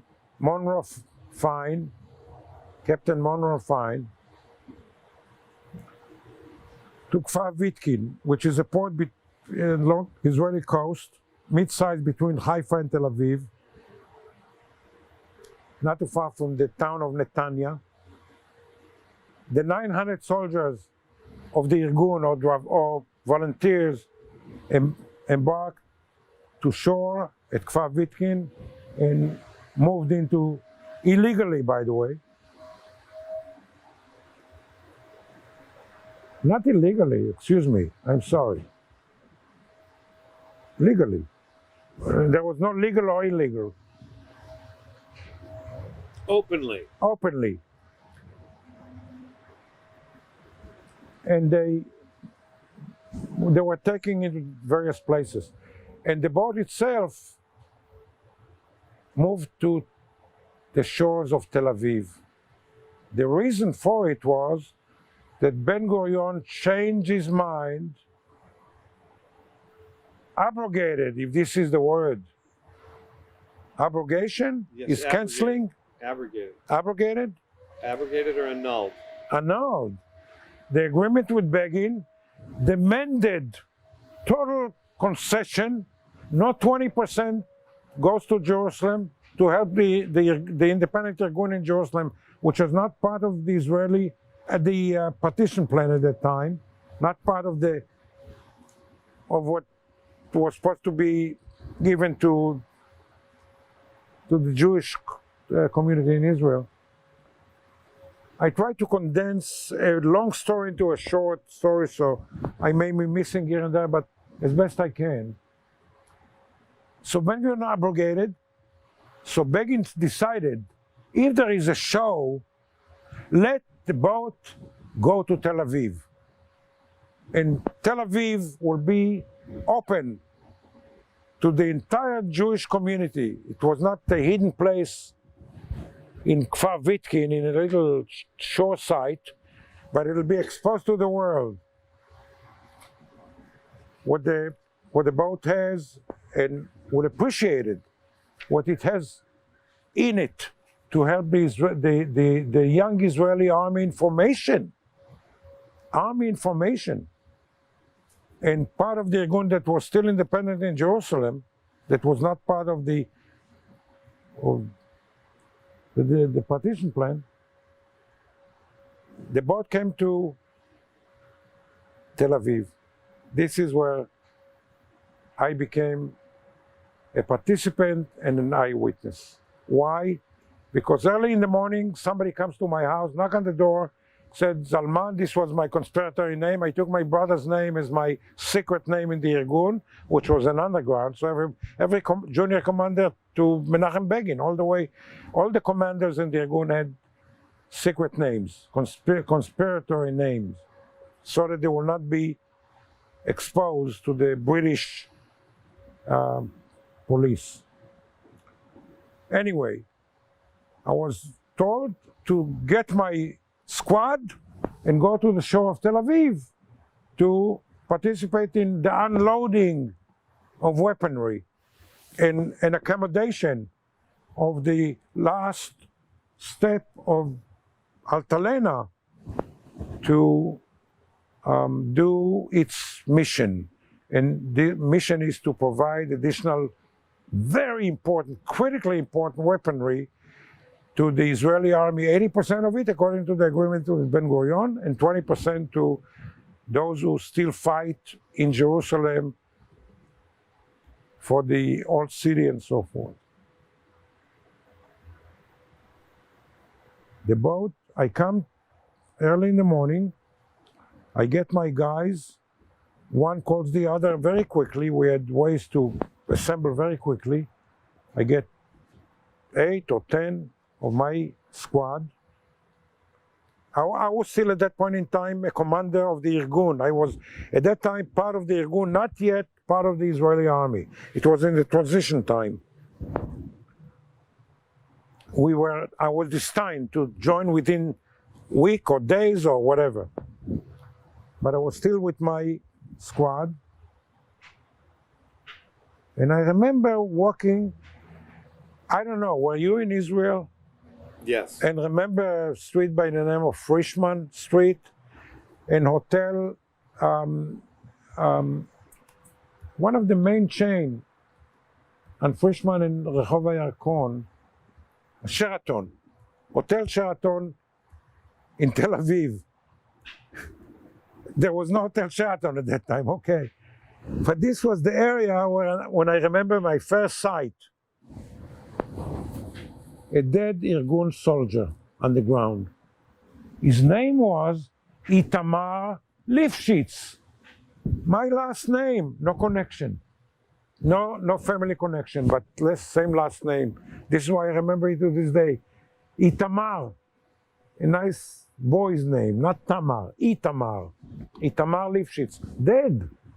Ashen face, gray, you cannot recognize the face because it's all ashen with ashes. How did he die? Bullet, sand. So I realized there is a confrontation here. Then I went down to the sand, licking the water of the Mediterranean, down at the shore, where years before we used to congregate with my dog Norit, with the girls, you know, swimming, going to the beach. Since I was a little boy, at age 4, I remember, my sister take me with a wheelchair kind, baby seat, to the beach. Same beach, Tel Aviv beach, yellow sand. Well, one time I almost drowned. Anyway, I go down to the sand. I see another commander of the IRGUN, and I begin to see some of the weapons coming from the boat and being stored under a wooden structure that was on the sands of the Tel Aviv beach. And it was used for what do you call it? The place where you play with BB guns and shooting gallery. And underneath, in the evening, boys and girls used to do necking and and romances and whatnot, because it was a big crawl space, big high crawl space. We use this crawl space not for necking, but to put the boxes of bullets and Bren guns. And I look at the weaponry, I couldn't believe my eyes. I see Bren guns, shiny, with the oil to protect them from the sea spray, and that could cause oxidation. I see boxes of bullets. I said, I see the mortars, as they come from the boat, from the Altalena, started to offload. Then I hear bullets. Where did the bullet come from? Not from the boat. I realized that the building that used to be called Habayit HaAdom, not Hasela HaAdom, Habayit HaAdom, the red house, it used to belong to the Ben Gurion party, the Labor Party, like headquarters of the Labor Party in the pre-Israel days. Discussion, conferences, getting together, three stories building. Simple building. Hey, and there is a fire coming from that house, from the red house, which was occupied by unit of the Haganah, or Israeli army, in formation. Like I said, it was a transitional time. It was a baby that was barely born, the Israeli army. Halfway out of the underground into the legitimate army. Bullets killed Avraham Lifshitz already, and now firing. And in the meanwhile, I see a little boat, not a boat, we used to call it hasake, which is an ugly word, hasake, like a name of somebody. But it was a gliding platform that people would use while standing like a big surfboard. like a boarding, A paddle board. a paddle board, but a pretty good sized paddle board. And they used to use it while standing with oars, you know. You cannot, and they use it to offload from Altalena. By the way, Altalena was stuck in the sandbar and couldn't move back. The captain tried to push it back to after the shooting started, to get it back out to the open sea, but he couldn't because it was stuck in a sandbar, unfortunately. It was so close. I would say Altalena was maybe 150 feet from the water leaked the sand from the border. So these chasakes, these little boards, were loaded with things, and I see that the Ben Gurion guys, some soldiers, some the Haganah fighters, are shooting it at the chasakes. And then one of my guys ran into the water to help out to pull one of these chasakes with heavy-duty weaponry on it and whatnot, as much as it could carry without sinking. And then I see he's not moving. And I'm on the sand yet. And then I see that the water around him becomes a little pink. So I realized that he got hit from the firing of Israeli soldiers shooting at Israeli underground fighters. Milchemet Achim, brothers' war. In English we call it civil war, but in Hebrew we call it brothers' war.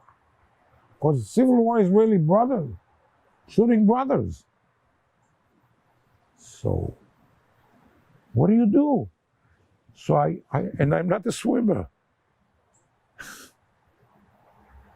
I cannot swim.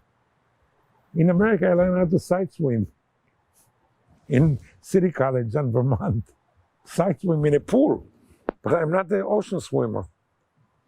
And I go into the water, and the commander of the calls me, Zalman, come back, come back. Tachat esh, you're under fire. I don't want to hear. I keep going toward the guy that I see the pink turn to be red. Blood is gushing out of his body. I pulled him out of the water. I see again the same geyser, tiny geysers, this time not from sand as in Yehudiya, this time from the Mediterranean water. As the bullet hit the water, you see the drops come up right near me. They're shooting at me. And the poor guy that was already hit, and the chasake loaded with some weaponry and some machine gun. I pulled them out. Halfway, somebody else came to help me, and the two of us continued to pull him back. I got him to the sand. I look at him, same sight. A hole in his back, every breath, gushing of blood, coagulated blood coming out of his body. His eye rolls, dead. This is my second dead.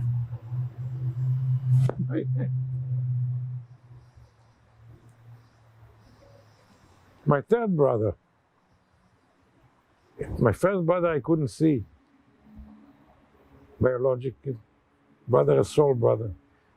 My Avraham Bilu in Yehudiya, one of my boys in my squad, probably older than I am by a few months or a year.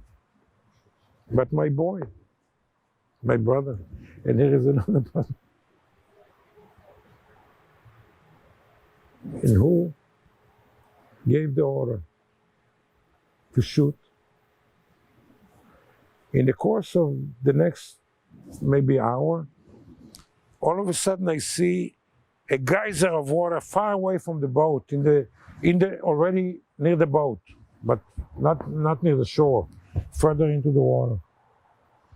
I asked the commander of the group that later on was was killed in the War of Independence. Forget his name. What is it? He said, it looks like a cannon. I said, what the cannon is doing? Where? What? Again, it was a mortar, not a cannon. After a while, I see another one, but closer to the boat. I said, they are targeting the boat? Sure enough, a third or a fourth one hit the boat. All of a sudden, I see smoke begin to rise out of the boat, thin to begin with, getting bigger and bigger and bigger. Then I hear explosion in the boat, which means that the fire, the death bomb from the mortar, when it hit the boat, started, is now engaging explosives. The boat was loaded with weapon, with explosive, with anything that an army could use. And this is the beginning and the end of the story. Altalena was aflame. Like I said, I believe 12 people, including Menachem Begin, by the way. Menachem Begin was still on the ship, the commander of the IRGUN. He was at Kravitkin when the ship moved up during the night to Tel Aviv, and was on the ship. And people say that Ben-Gurion wanted to eliminate Menachem Begin. And Ben-Gurion, with his paranoia, apparently thought that Menachem Begin, the commander of the IRGUN, wanted to create a putsch. A putsch means capturing the control of the government, which was absolutely a nonsense, paranoia, idiotic thinking, illegitimate, sick. This is what I hold against Ben-Gurion. With his great leadership, on one hand, there was a sick side in his personality, which was somewhat dictatorial, intolerant of other people, and paranoia of those who competed with him on the path to Israel independence. So his credit is due, but his deputy is also due. You know, within a few short years after that,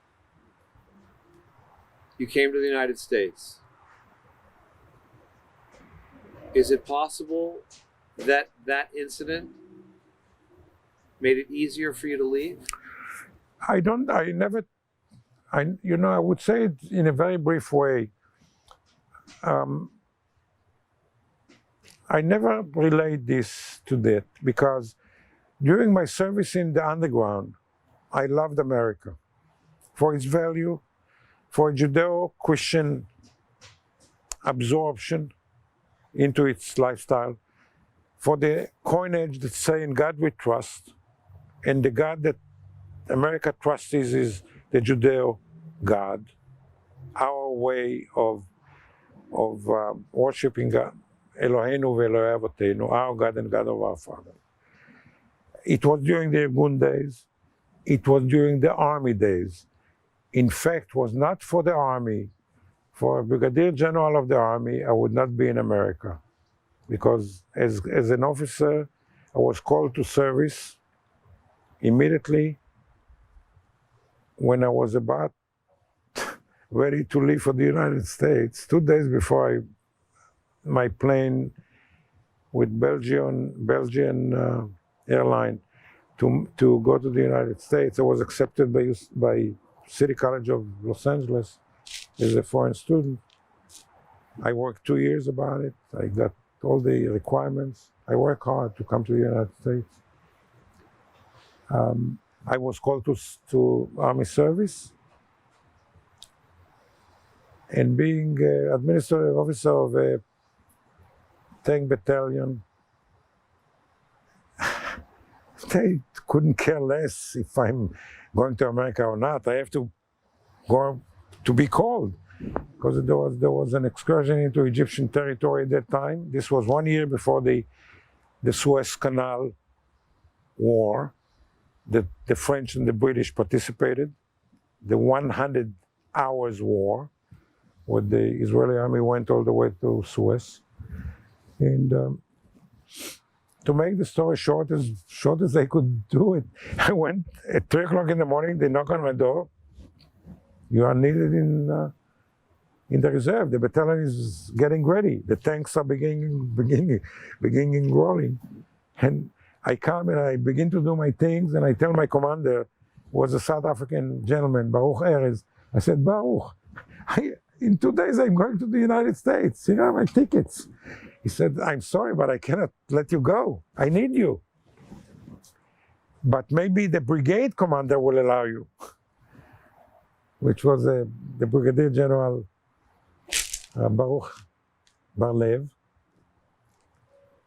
And he said, at lunch, when we dine, then you could desk him if he will dismiss you, which I did. He said, no, this is time to eat. Come and see me after lunch. I came to see him after lunch. And I told him, I said, look, I work on this for years. I want to go to study, begin to develop myself personally. And I love school, and I want to do this and that. I'm accepted. Here are my tickets. I work hard on it. He said, at this time you go. I remember my audacious answer. I said to him, I suck Zionism from my mother's nipple. I don't need lectures. From you. I didn't say exactly from you, but I didn't need lectures. And he looks at me with green face. And then he says, okay, go. And honestly, I didn't know whether the go meant go to the brigade, to your battalion to continue do the service, or go to Tel Aviv. It so happened that the battalion was preparing itself with I started it all morning. It was afternoon. It was on the south side. Tel Aviv was on the north side. So I remember taking my hand towards him again with a chutzpah and say, this way or that way? So then he kind of grinned and said, that way, to Tel Aviv, which is to say, he allowed me to, and he told the commander of the battalion to use one of the company commander to take my position, and then he will replace him and make the substitution for my tafkid, for my duty. So I barely had a chance to call my mother because telephones were not available at that time. But there was a neighbor with a phone near my house, so I called him. I said, could you go to my mother and tell her that I'm still going, because my mother gave up. He was called to the army. Forget about Avraham going to America. He has a ticket, but it doesn't mean anything. The army is number one. And it's defense of Israel, so, okay. So my mother got the note, and the cancel party was revived by at least calling few of my friends, but not as elaborate as she planned for, because they planned to make for me a big party, departure, and Avraham is going to America. And at that time, to go to the United States was not as it is today. Today is a train going through the ocean. You don't even know how to need to swim. You fly. So it's a different story today than it used to be in 1955. So I'm saying, actually, the Israeli army allowed me to go to the United States through the good offices of Brigadier General Chaim Bar-Lev, who, by the way, was a good friend of Idi Amin. That guy, when Idi Amin had been a good friend of Israel at the time, later he became kind of hostile, that from Uganda. Sure. The Uganda story. Yeah. So it was Chaim Bar-Lev who allowed me to live for the United States. He must have seen your spirit. He must have recognized your spirit. Tell me, how did you ultimately obtain the schooling to become an inventor? What drove you so that you were? Well, when I was 15, I read a book about Ha'atom Zamin Lakol. The atom is available to everything. It was a short book that told in a very easy way the story of nuclear science and the atom and the electrons around the atoms. And it fascinated me because this was part of what I told you before, my imagination. It's something that you don't see, but you know it is. And how to capture it. And I'm not talking about the Wilson chamber and the results of the atom. I'm talking about the thing itself will never, ever, ever be visible. Okay. So this was, I guess, when I was 14 or 15, I read that book. And this book captured my imagination. So I wanted to go into the trip of nuclear physics. And I knew that I need a lot of things to do that, to prepare myself and to spend time and whatnot, which I did.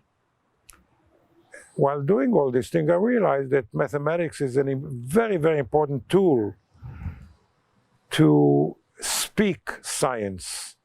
It's not science, mathematics, but it's a tool through which you speak the science. And in mathematics, you need to be extremely efficient to be able to reach the deep recesses of science, the real secrets and whatnot. To be a mini Einstein, I realized that's not my gift. That mathematics is not my gift. I could be good at it, I could get 10 as I did, and the teacher may think that I'm great in it, but I didn't accept it myself, that I have enough of that genius name, otherwise a genius in math. Had you read any of what Einstein had? I read very little from the very little that Einstein wrote. Einstein was one of those, well, the greatest mind, I think, in the history of mankind. But one of those who didn't write much. Of what he wrote, I read. Mostly essays, not really the scientific explanations in his papers. He wrote papers, he didn't write books. To this day, I still wonder. But I know enough around his writing.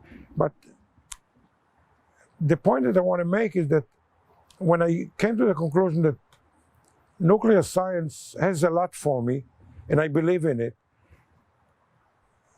but what could I do? I came to the conclusion I should use the most applicable portion of nuclear science, which means the doing of the thing and suck out of the theory things that could be transferred into things rather than stay in the theory. Stay in the theory for my curiosity and endless thinking, which I do to this day. And I have now all the time to do it. But in the practical sense, to bring the science to the most applicable thing, and I came to realize there are two areas. One is the military application of nuclear science, which is the bombs, which are rejected. And the other one is the peaceful application of nuclear science, which means nuclear power, nuclear medicine, etc., etc. And I chose nuclear power because the magnitude, the science of it, I never liked medicine in particular. I don't like biology, I don't like flesh. I don't like needles into my flesh. I will never be able to be a surgeon, never ever.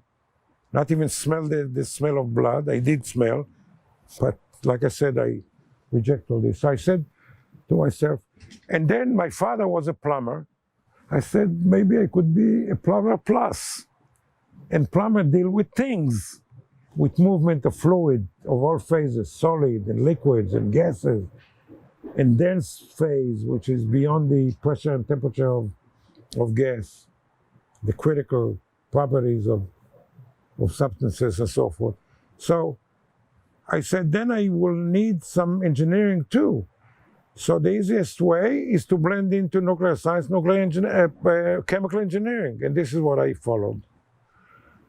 So then, maybe lucky, but I don't believe as lucky.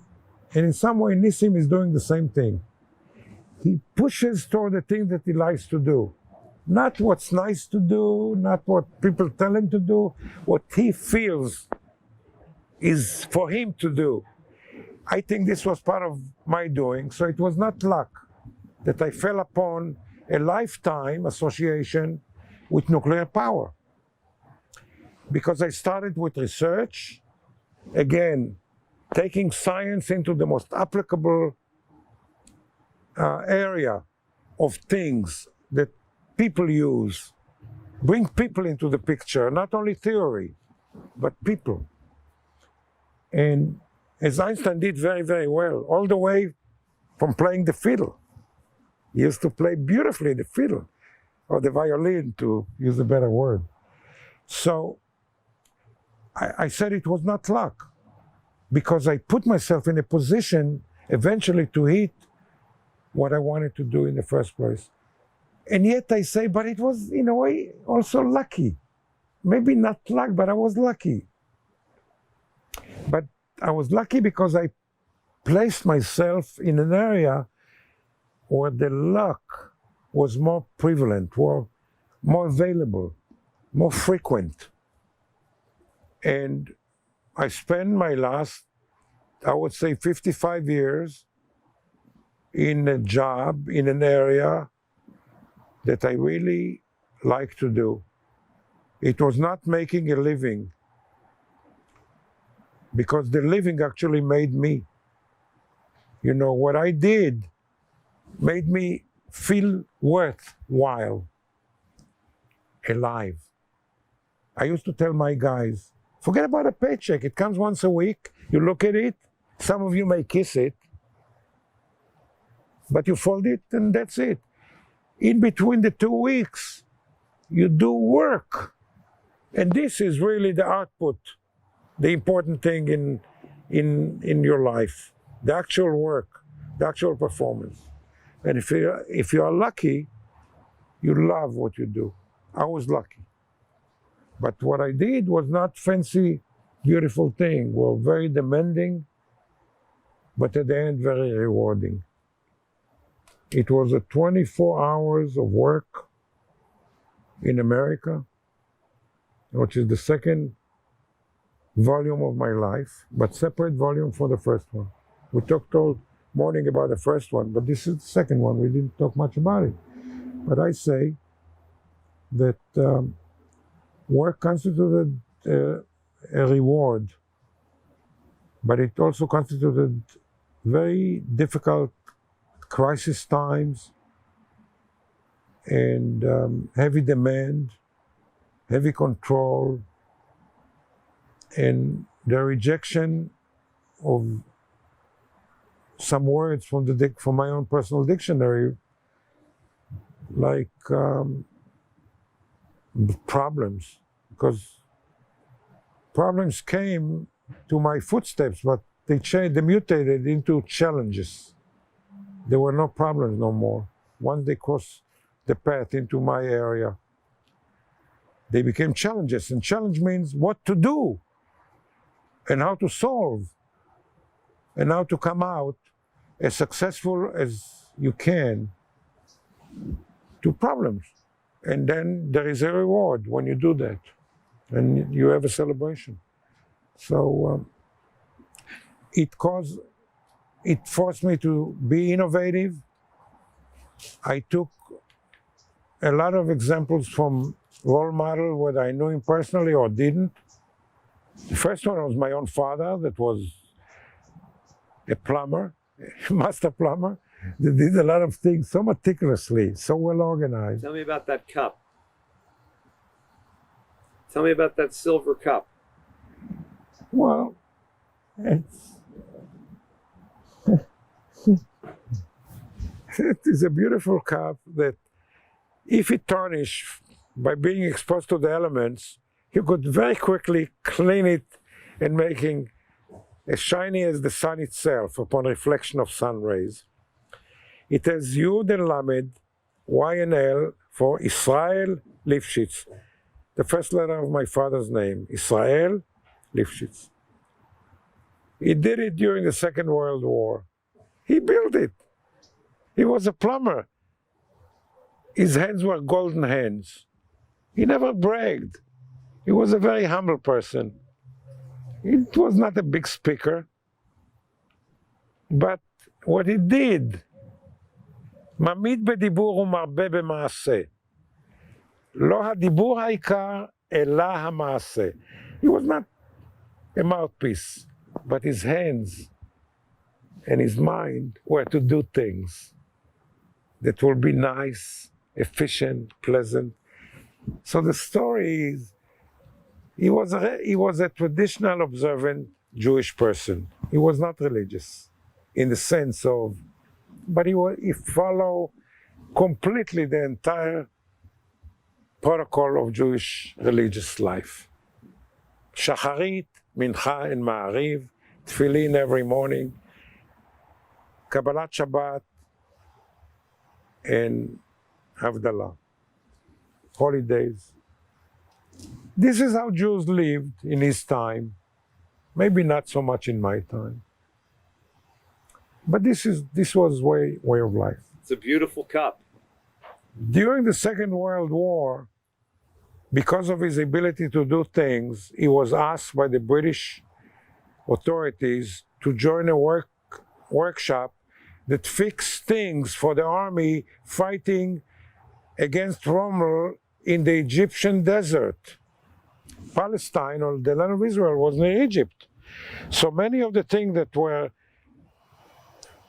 in Egypt were brought to Palestine under the control of the British at that time to be fixed and be returned to the fighting army, British army during the Second World War.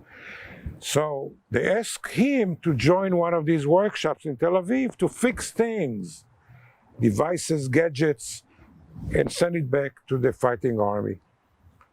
Shabbat was not an exception. He had to work on Shabbat as well.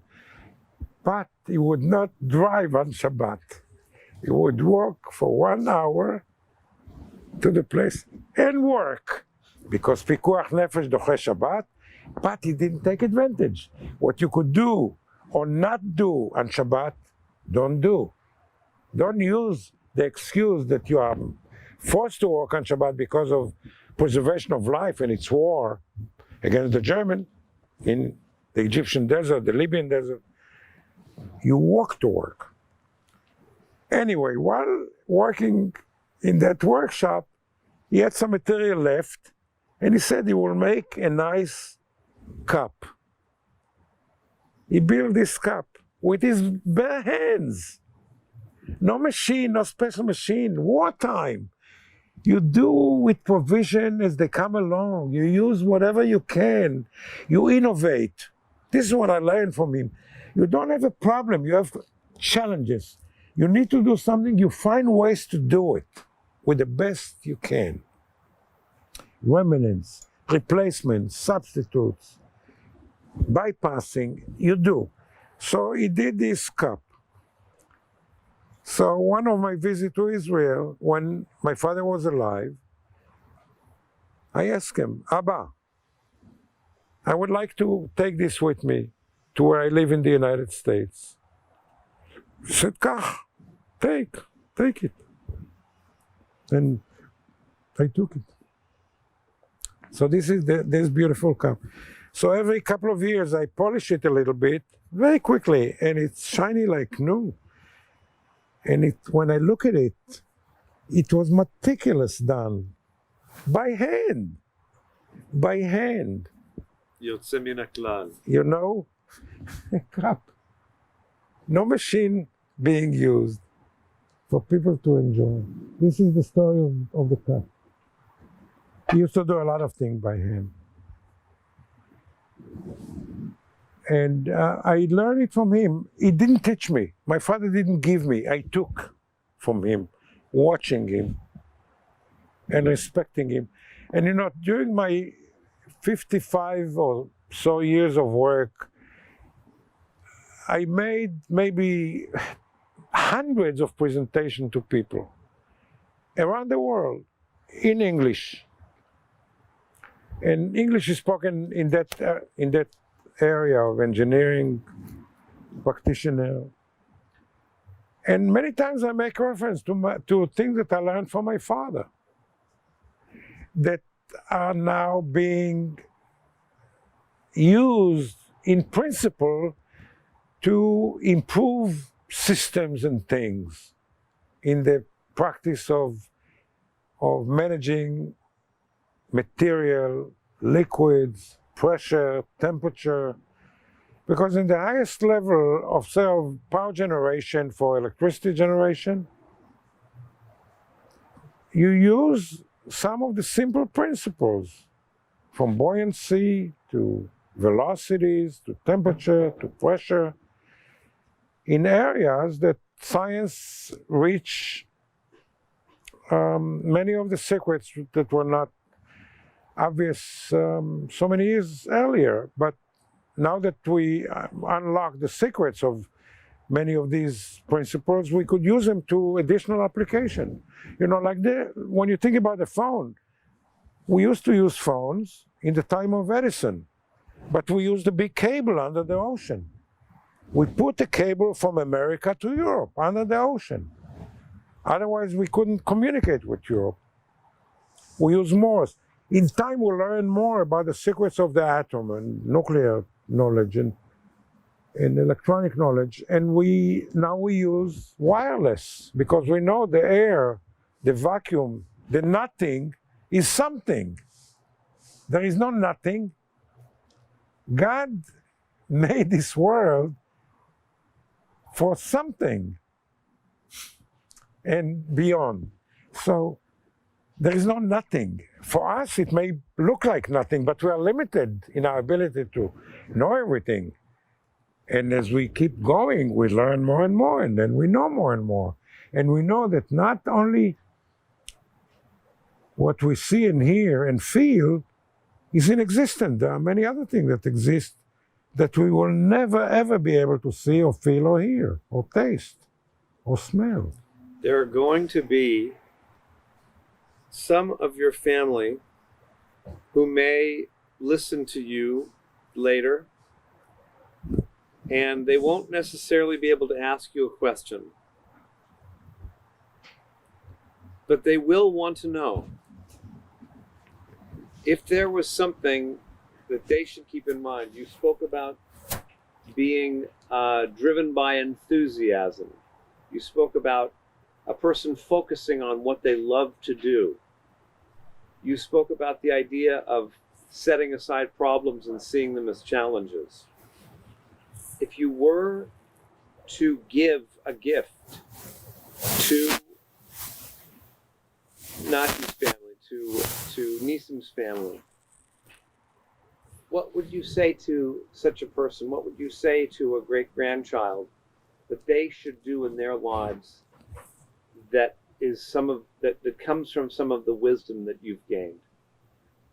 What would you ask them to understand? Well, you know, I would say, generally speaking, that life has abundance of things. Depends on the individual. We talked about this before, imagination. So it's hard to coin one or two things. I learned a lot in my life, but I would say a few of these things that I learned, and there are so many more, is one, don't feel sorry for yourself. Never feel sorry for yourself. Persevere. The lows will lead to rises. The wavelength. The bottom, have a tomorrow, which will be the top of the hill. Don't feel sorry for yourself. 2,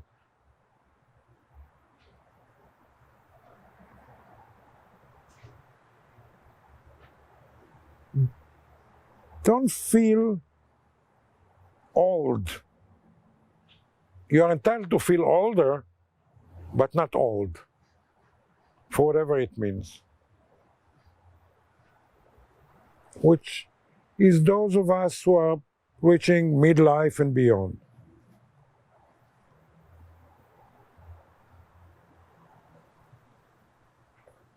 I admire in my work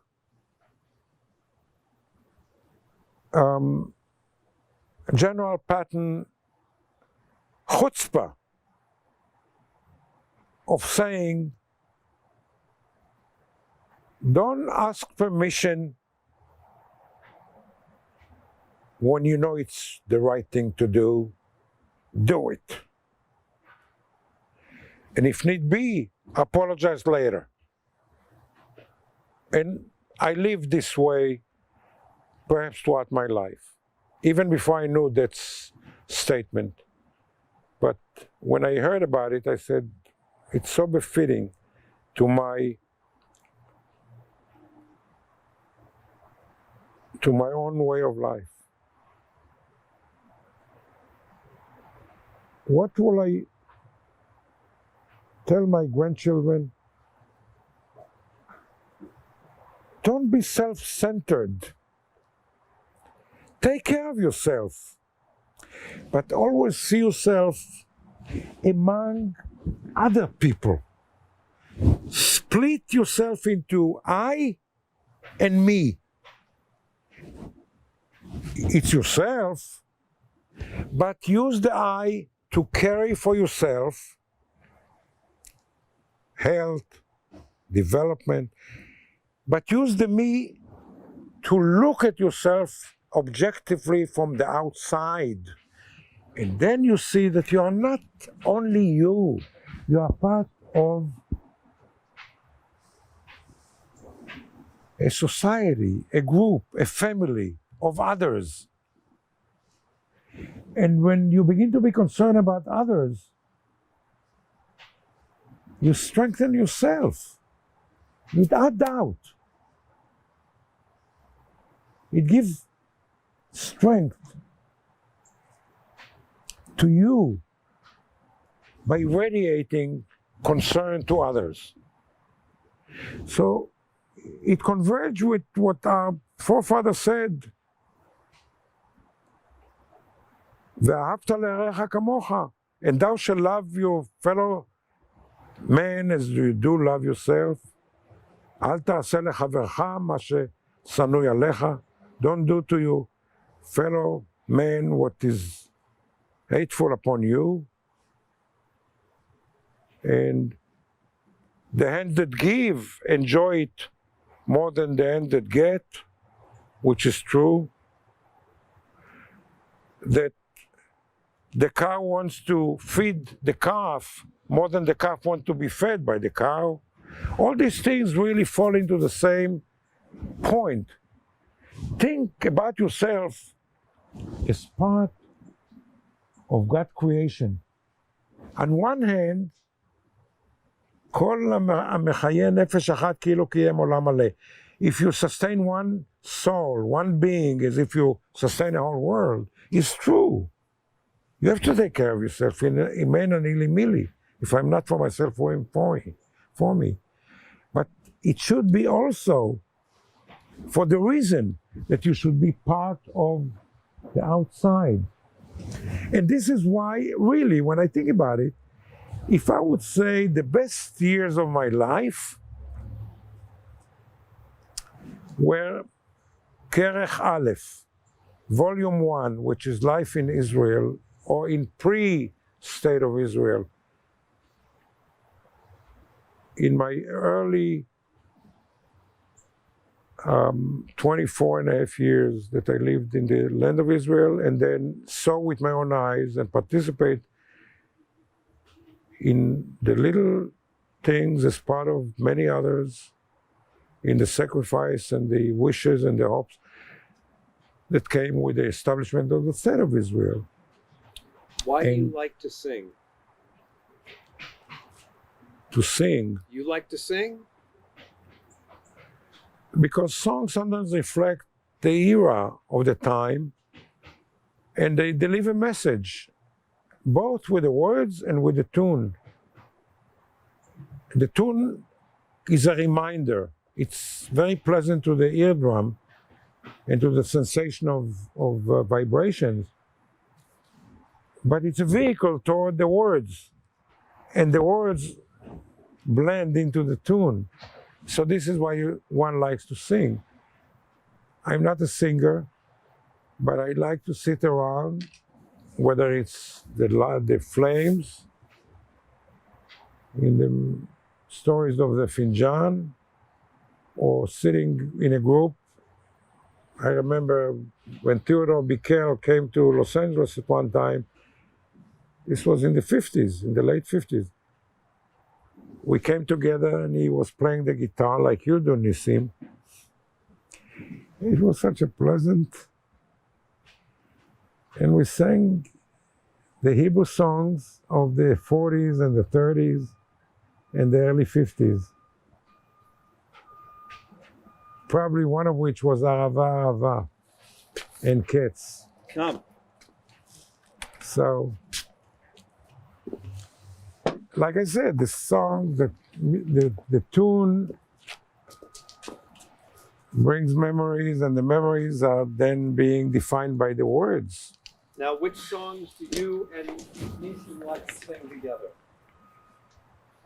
Ani Mamin? Na'imim? Ani Maamin. So I heard so many different versions of it, but I want him to sing the version, like to sound original. תשאיר לנו, תשאיר, אני מאמין, כמו כי אני יודע. But I cannot remember all the words, so this is not possible. לא, תעשה כמו ששרת, רק את המנגינה, to have the right מנגינה, the right And you know, melody. אני מאמין is a most beautiful tune that overwhelms even the words. אני מאמין, אבל עם ההגעה הנכונה. ואז אני אשיר איתך.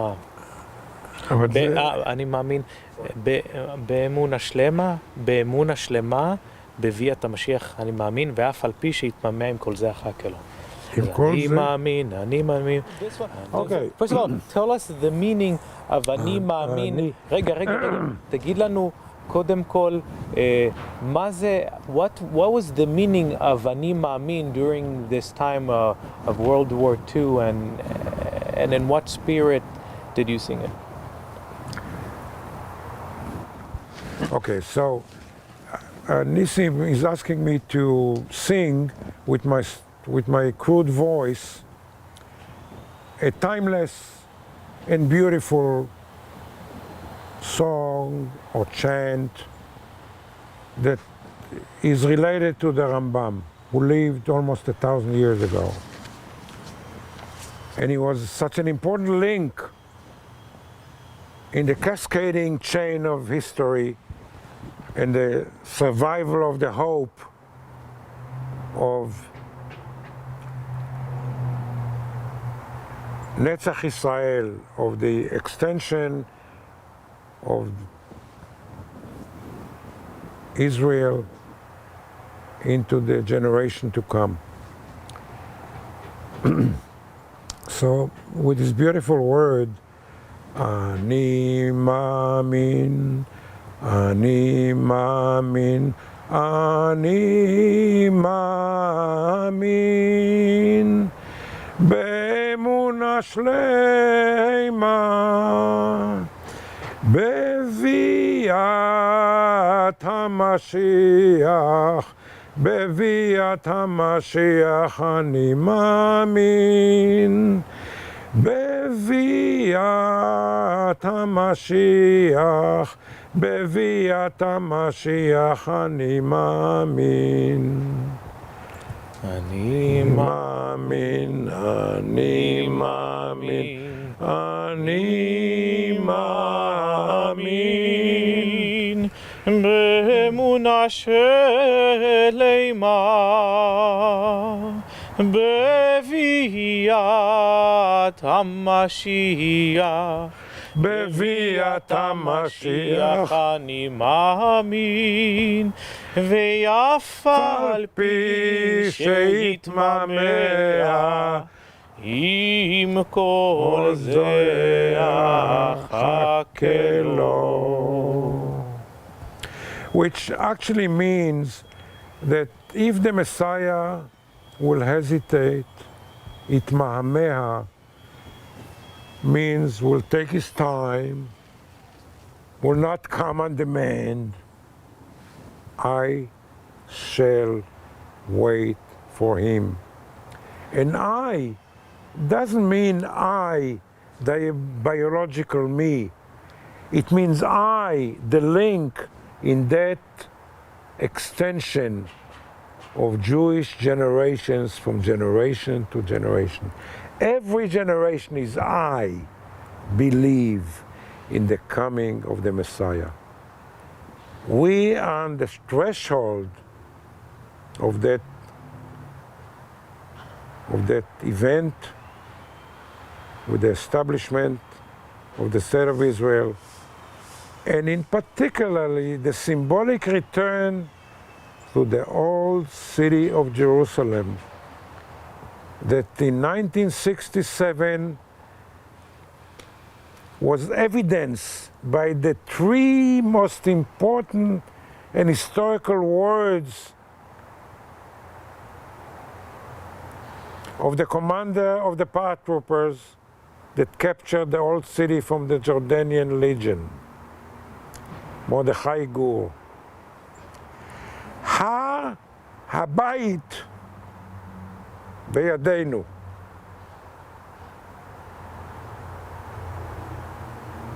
The Temple Mount is in our hand.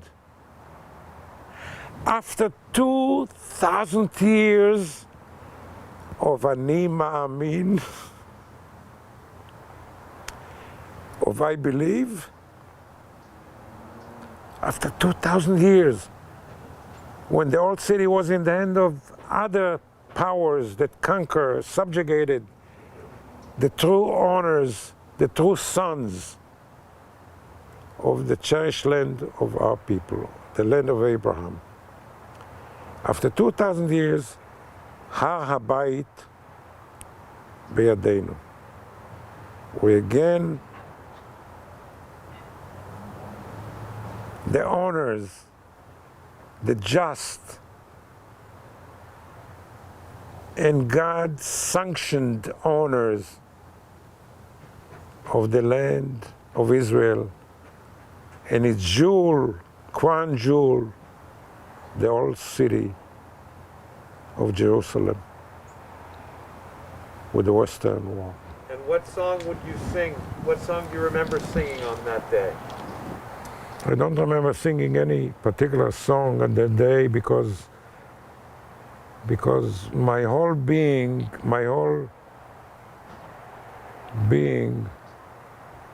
was one big song. Yeah. It occupies everything. תשאיר אולי את התקווה באיך שאתם שרתם את זה. It's interesting to hear the tikva because he was among the first people to sing the tikva in the time when Israel was became a state. So maybe give us you know, I remember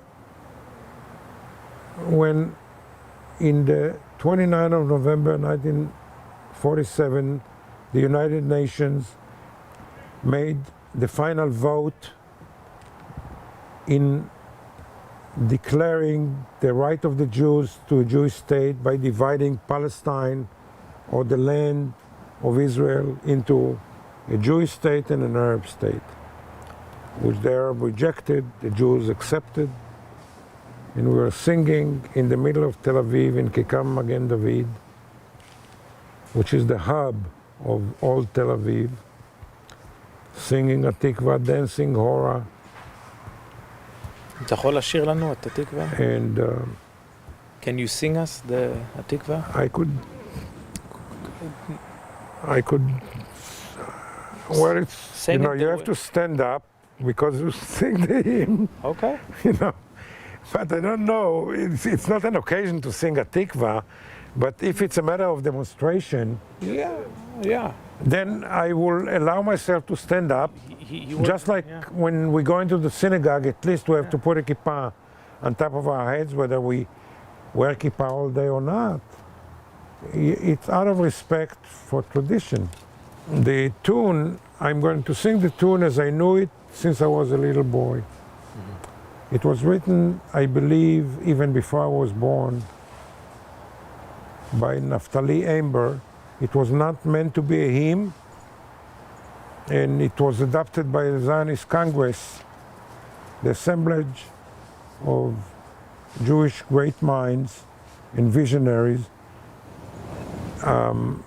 as the hymn of the Zionist movement, and then it was adopted as the hymn of the new old state of Israel. כל עוד בלבב פנימה נפש יהודי הומיה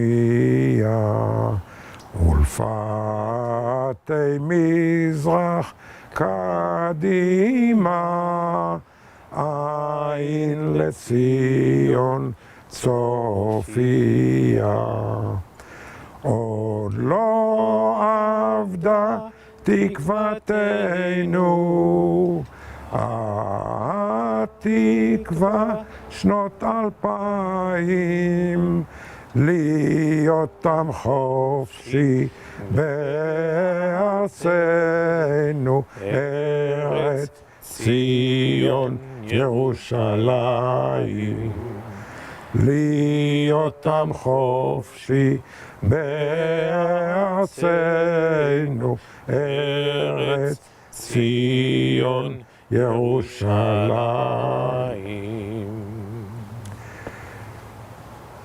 After Atikva, we talked in the morning about Shir Beitar, which was composed by Jabotinsky overnight, which touched my life. It has a lot of, it had a lot of meaning to everybody today. And maybe I could sing it quickly.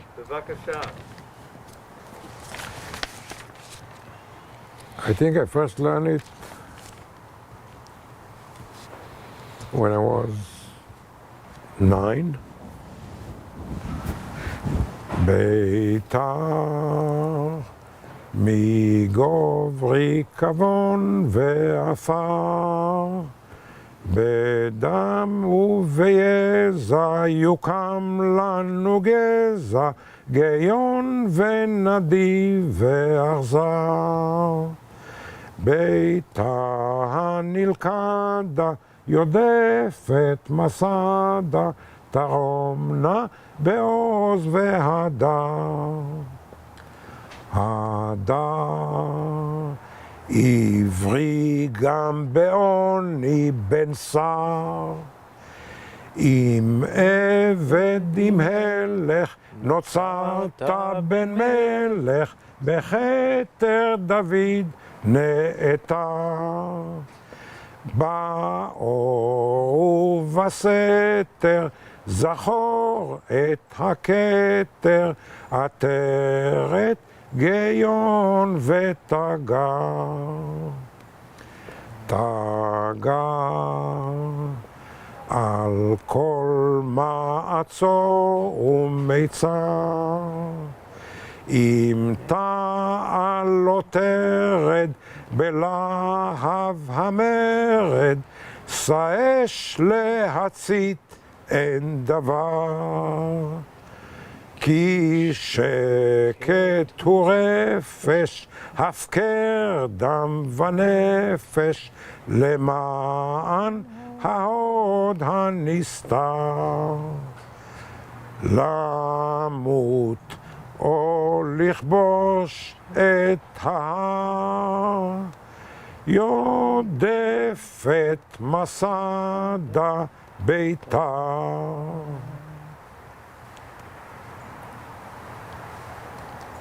And this is, by the way, the song that he quoted Jabotinsky before. Those words are from this hymn. Well, I think that in the years of the Mered, of the revolt of the IRGUN against the British Empire and the British authorities in Palestine, preceding the establishment of the State of Israel, the IRGUN was the manifestation of Lehatzit Esh, to kindle the fire, the big fire that will encompass the people, the nation, the terrain. And as Judea fell in the days of the Roman, in the blood of the Canaim and the fire of the Holy Temple, Judea came back with the sacrifice of the blood of the modern Maccabees, members of the IRGUN and the Lochamim and the soldiers of the Israeli army to this day, and with the fire of wars, unfortunately, and now Judea rose again. One more song, Nisim, tell me. What else do you have?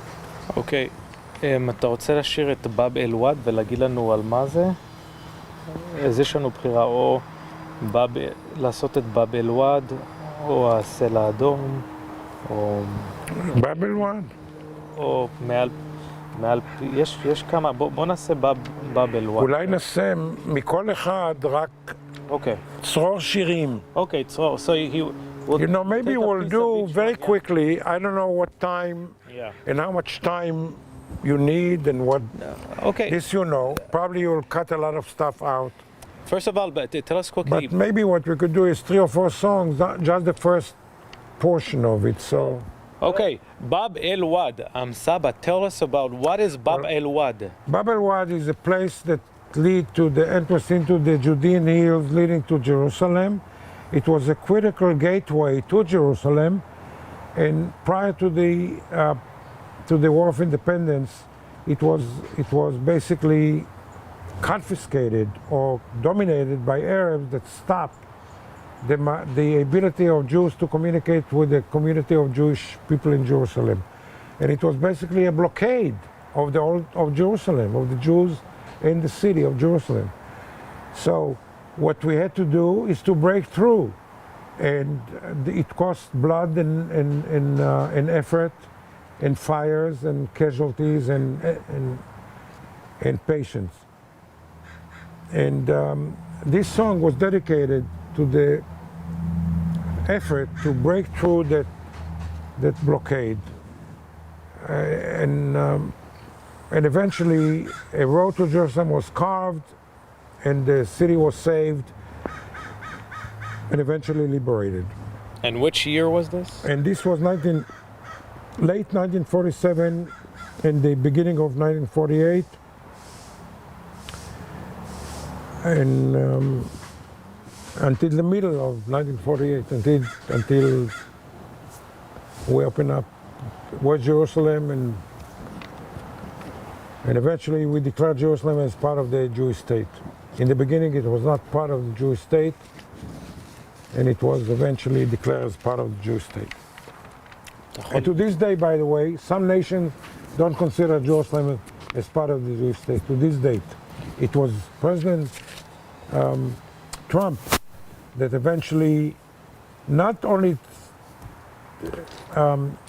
accept, like other presidents, Jerusalem as the Jewish state, but he also moved the embassy to Jerusalem.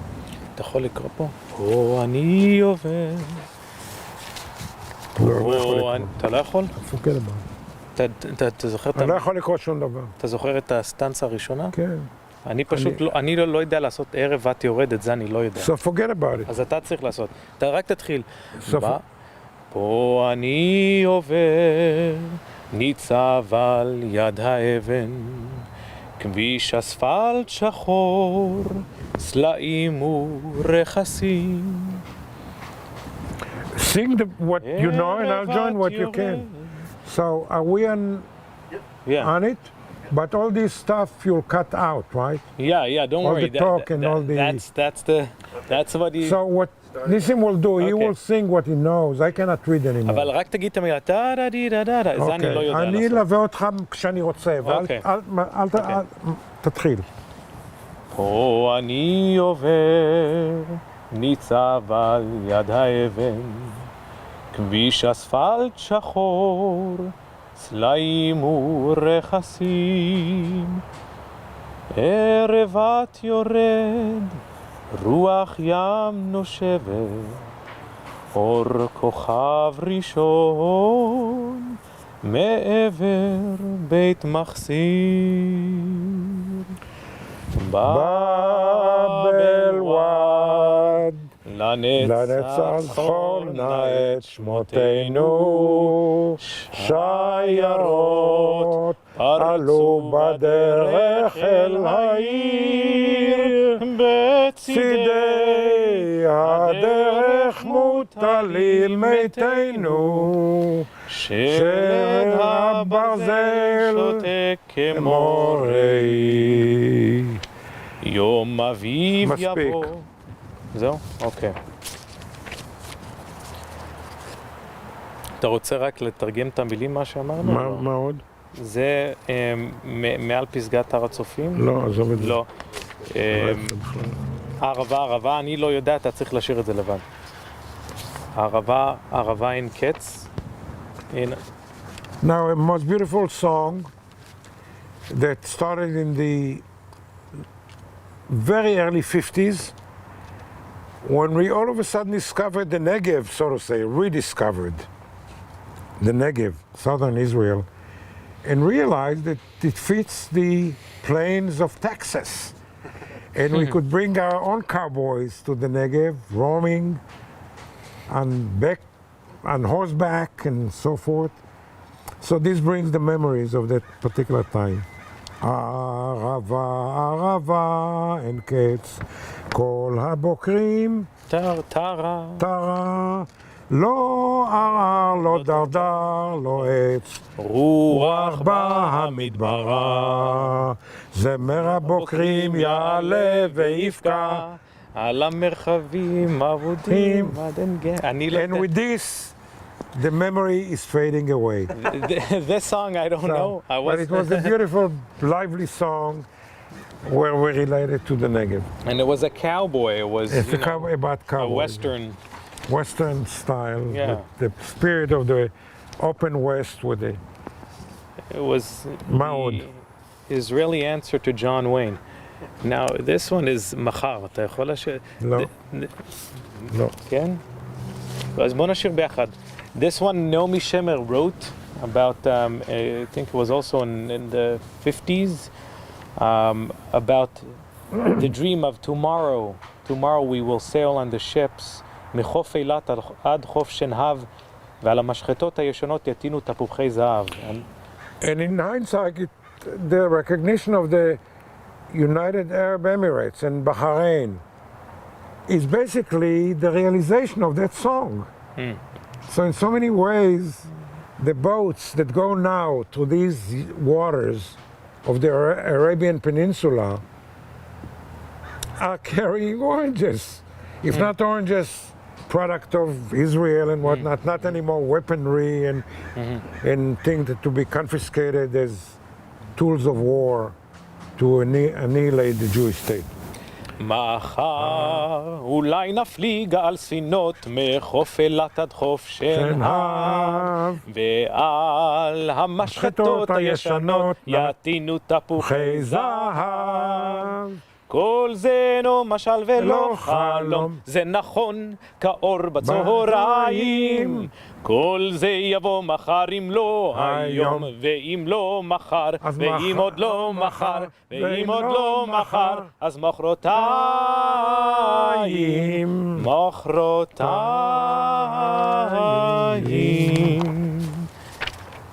עכשיו, יש את השיר שרצית לשתף על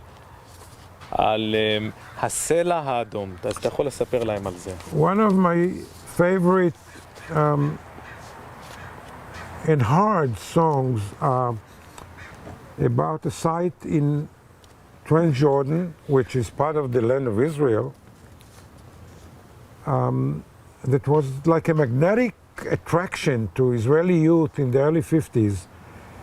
And it happened to be on the other side of the Dead Sea, which is Jordan, the kingdom of Jordan. And this area, Edom, is inhabited, was then and probably to this day, by Bedouins, nomads that have no borders, travel across the Middle East, no alliance to any particular regime, whether Egypt or Israel or Transjordan or anyway.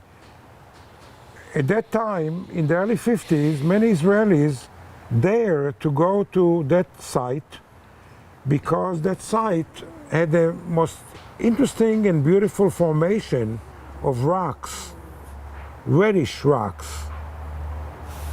that to be seen.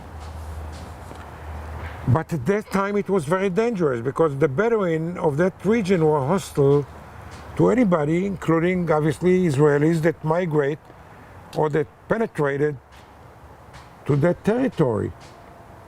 And in a way were kind of enemies of the Arabs. And the Bedouin, quasi-Arabs, I would say, they don't have mosques, but they are Islamic.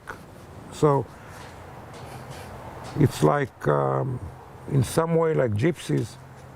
Anyway, so the Israelis would take very great risk in the Israeli youth to dare going to Petra and watch the Red Rock. Because many of them were slaughtered, were killed by the Bedouins as foreigners that penetrate their habitat, so to say. So this song was written about that particular events. By the way, today this place is a tourist attraction and it's protected by the Jordanian authorities, and many people go there and watch the wonders of nature. But at that time it was a very dangerous place to go. So the song is dedicated to those who died, Israelis, young Israelis that died because they dared to go and explore with their chutzpah the sites of the Red Rock and the terrain around it. מעבר להרים ולמדבר, אומרות האגדות, ישנו מקום, שאיש ממנו חי עוד לא חזר, והוא נקרא הסלע האדום. הו הו הו הו הסלע האדום, האדום. שלושה יצאו לדרך עם שקיעה, מנגד באופק להטו הרי אדום. חלום מאז מפה ומימייה, לקחו הם אל הסלע האדום. הו הו הו הו הסלע האדום, האדום. ישנם עוד כמה בתים, אבל אשאיר רק את שני הבתים האחרונים. אוקיי. מטח היריות היה קצר, גנח אחד, נפצעתי וידום. ענו רעב, בפה מלא עפר, הגענו אל הסלע האדום. הו הו הו, הוי הסלע האדום, האדום. מה אומרות האגדות, ישנו מקום שאיש ממנו חי עוד לא חזר, והוא נקרא סלע האדום. או הסלע האדום, האדום. או הסלע האדום, האדום.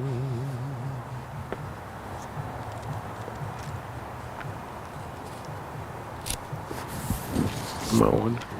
עכשיו, so Saba was among his parents were among the chalutzim. They were among the pioneers of Israel. So I want to quickly ask him, what what did he get from his parents, being chalutzim, being pioneers? What songs they sang? How was the life there, and how it affected you growing up before Israel came about? Well, it's a wonderful question, and the answer is in two ways. My parents were born in Russia.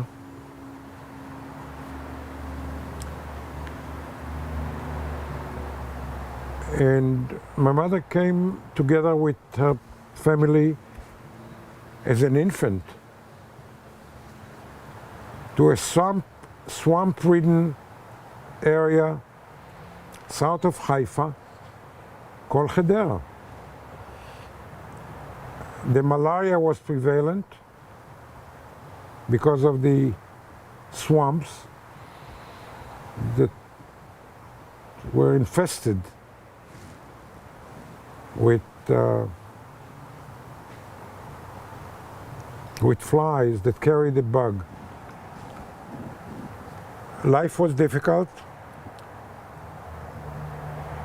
but there was Jewish life. There was school. She went to 6th grades.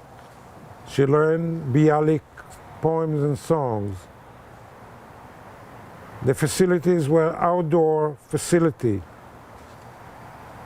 So was the water. Shower was once a week by warming water with wood burning stoves. Food was scarce.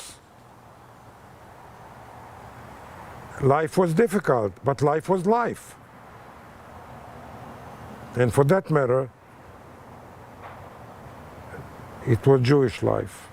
Because the point was returning to the land of our people and changing the swamp into flourishing terrain with wine, with milk, with honey, Eretz Chalav Udvash, with the richness of the past that will come alive again. This affected me. The cemetery was on the hill of Zichron Yaakov, where my grandmother is buried. I knew her name. I never saw her face. I never feel her touch. I barely remember an image of my grandfather, just a tall, black attire, bearded gentleman that may not have been very tall, because I was very small, so everything was giant. But that's all I remember.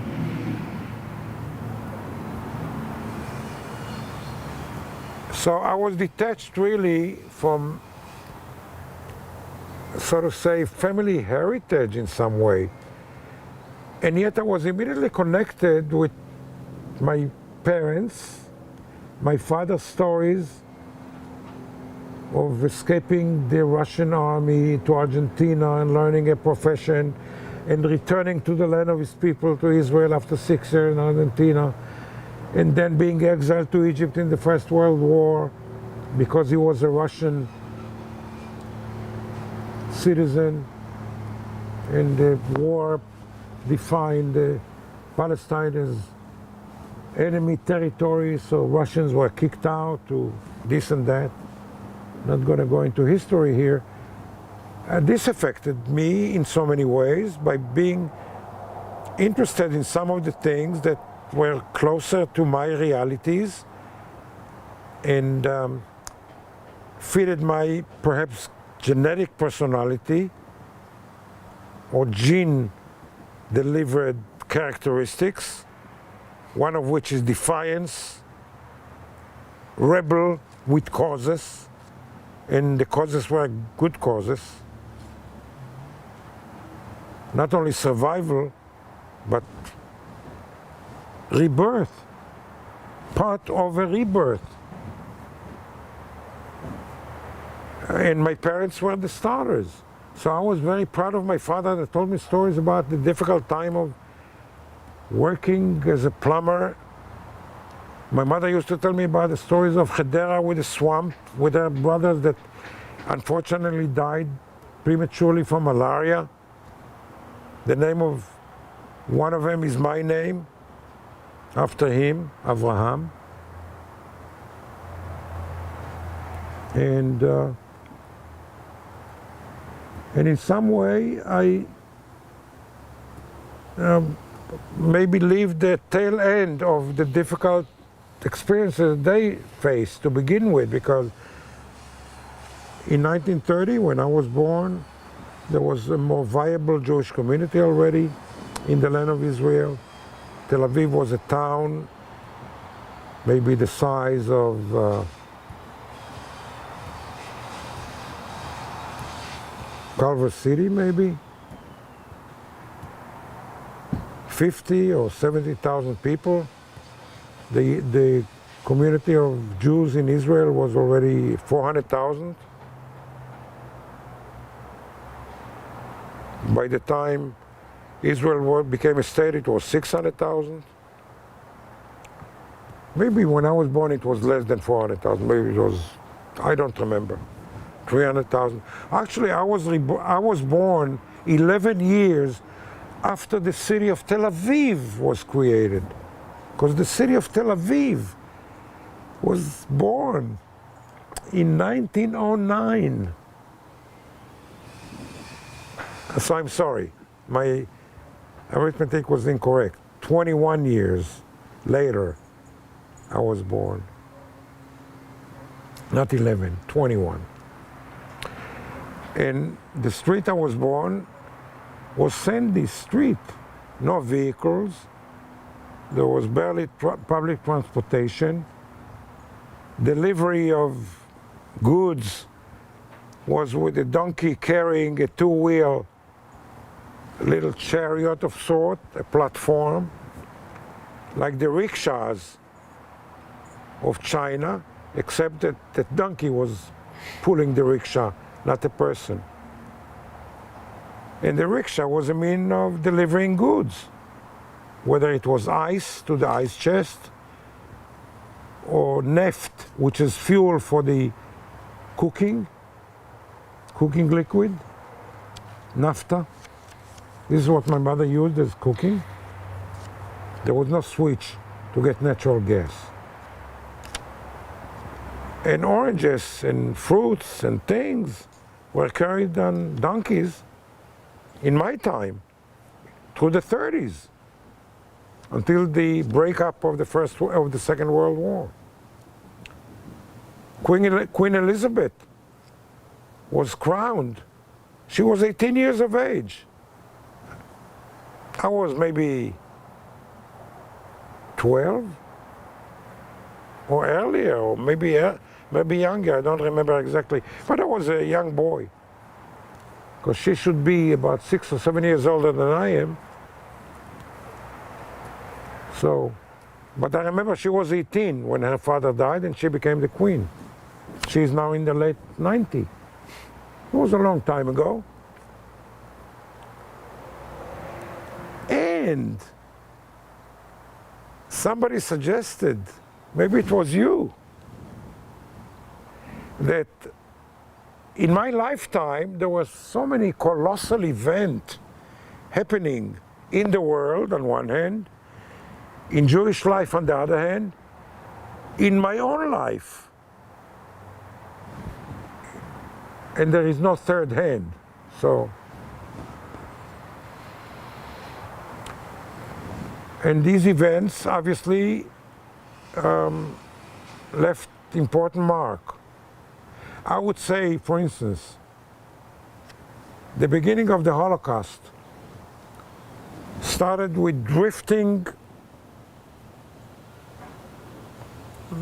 minute news about Jews being persecuted and killed in Europe. But not much more than this. This was 1940, 41. At least this is as much as I know. And then the Jews are being led to concentration camps. Machanot rikuz in Hebrew. And this means concentration camps. And then that are being gassed. And then that are being burned after they are died from gasification. Unbelievable. And then I see a picture, black and white picture, that to this day I remember.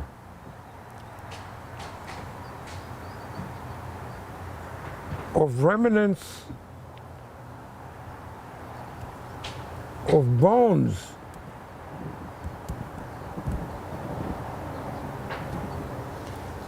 in one of these ovens. This was maybe 1944. And probably some pictures already were sneaked out, and the world already learned the tragic events. Maybe didn't know the numbers and the extent, but at least the form of atrocities that were created by the German against the Jews. And I say by the Germans, I'm not substituting it by the Nazis, by the SS, by Hitler, by the Germans. Because the German nation gave birth to the Nazis. And the German nation was under the flag of the Nazis. And the German nation was a legitimate representation of the Third Reich, which was the international exposure of the German nation.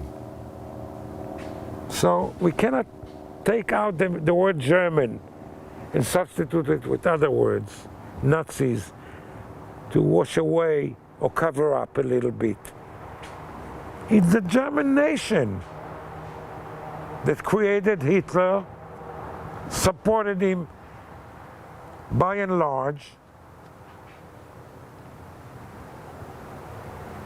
and eventually in some way denied association or culpricacy, whatever the word is, being part of it.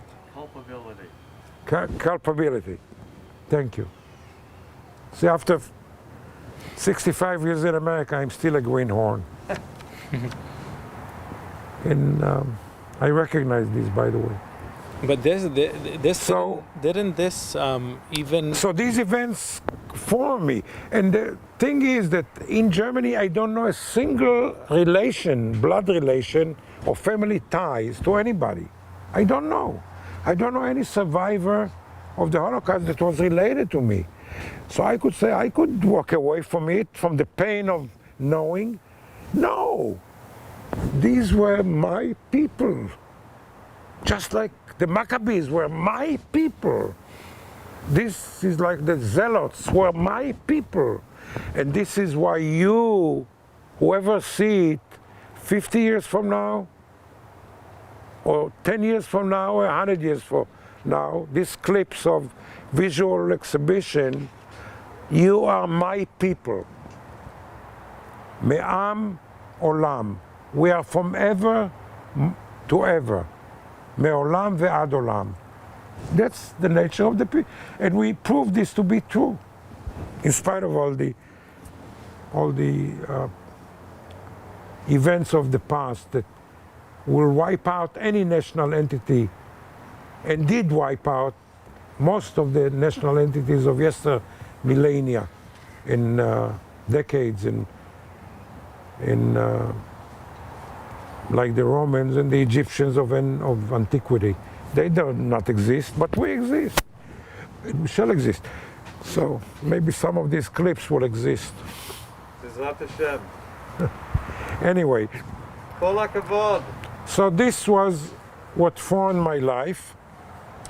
Mainly, it was looking at my parents. They didn't force me into it or taught me or deliver, but I took away from. And I believe that I was part of Jabotinsky's song that ביתר מגוב ריקבון ועפר, בדם וביזע יוקם לנו גזע, גאיון ונדי ואכזר. That will recreate the traits of the early Hebrews. Defiance against the bad and the evil? Yes. Defiance. Rebellion against the no good? Yes. Rebellion. Fighting back? Yes. When you have to preserve your own life or you stand by righteous ideas and things. And this was the generation that in some way we created. And you know what, Nissim? In some way, I think that our parents learned from us. When I begin to think about it, I think that I gave my brother and I gave my mother some things that maybe she carried away from her family tradition back in East Europe. And the same thing with my father. And he would look at Avraham, and Avraham is an officer in the Israeli army, and for him the army was a despicable word, because army was related to the Russian army being snatched as a Jewish boy to serve, eat bacon, devoid from any Jewish life, forced to serve for the Tsar for 25 years in the army, in Port Arthur, fight against Japanese, with the games that kings used to play, using personalities as reason for national wars. And he was a soldier in an army that was not of his making, of his kind, alien army, but he was forced to, so he ran away from that army. And here in Israeli army, with Magen David, with the Jewish flag. And by the way, Magen David, I just learned recently, is a late creation. It's not from the time of David. We call it the Shield of David, or the protector of David, but it was created recently. Who cares? Jewish survival is timeless. It doesn't have to be defined. It could be sorted out for convenience. But if we say the Maccabees of yesterday is the Maccabees of today, it's the same thing. When I see some pictures of my colleagues and older fighters of the IRGUN, I say, these were the Maccabees. Absolutely. What's the difference? Whoever wants to join, Mila Adonai Elai. And Adonai was the call of nationhood, of return to values of freedom, of dwelling in our own terrain, even in solitude. We don't depend on the mercy of others. We are subject to the mercy of others, but we don't depend. They probably depend on us. And mercy on others because the הרבים נגד המעטים. But so we contributed. I think that this was again related to Jabotinsky. There was a new creed of Hebrews, of Jews, of Judeans, all these words that were created in the land of Israel the minute they were born in the fresh air of that land. And from this reason, maybe we have no big sympathy to Yiddish and to East European way of life, because it's still related in some way to concession, even if heroic concession and survival, but nevertheless void of fighting back, of standing on the right. And the example of Russia ghetto versus the Holocaust at large. There were not enough uprising, but there was an uprising. And sometimes, even if you maintain a spark, like the Ner HaTamid, the everlasting light in the ark, you don't have to have a big fire to eventually kindle a big fire. It's the גפרור הופכן הסנש, אשרי הגפרור שקבע והצית להבות. It's ner HaTamid that always burn with us, and other examples. And להצית, סאש להצית. You have, and as long, בהתקווה, as long, כל עוד נפש יהודי הומייה, כל עוד בלבב, נפש יהודי הומייה, יהודי. Even one being of a Jew is existing, we have the hope of return. So Jewish survival is not depending on quantity, but on the eternal quality that is based on emunah, on civilization, on culture. You know, this made me be in the most prosaic circumstances in my own life. When I stand in Japan and talk to the Japanese about nuclear plant, I am the Avraham ben Israel v'Shrifa Lifshitz Yarden, and Yarden is an important word for me, because הירדן הוא לא גבול ארצנו והים לא גבול עמנו, as Begin said. And שתי גדות לירדן, it's me. And the me is the sum total of reading Yaakov Hugin books about the zealots of yesteryears. And when I play as the age of 7 with making a Masada here and the Romans here, using little things as a child, 6 or 7 years of age, right after I started being able to read, these were my games. Of course, I also nursed little kittens, stray kittens in the neighborhood. I love animals. And Foxy is not an exception. But my games were games that had to do with Jewish history. And it gave me sufficient satisfaction and pleasure in playing. Here are the Romans, here is Masada, here is this, here is Yochanan ben Zakkai, here is, Yavne Ba'yeshiva, here is this. And Yerushalayim. And there were happy things, Lag BaOmer, and all these things made me. Maybe the amount of serious events overwhelmed the amount of happy events, but we had happy events too, and Purim was a happy event. עד לא ידע, and the Homen Tashen, and the סופגניות נאכל גם לרוב, and there were happy life, and Tu B'Shvat, when Tu B'Shvat, when Chag HaIlanot, the holiday of plants, and you go out with your school kids and plant. Jewish life was a spectrum of events that had a lot of things, but we didn't convert it into one big festival because there were days of awe. Yamim Noraim is not a holiday. We call it high holidays. It's not really a holiday.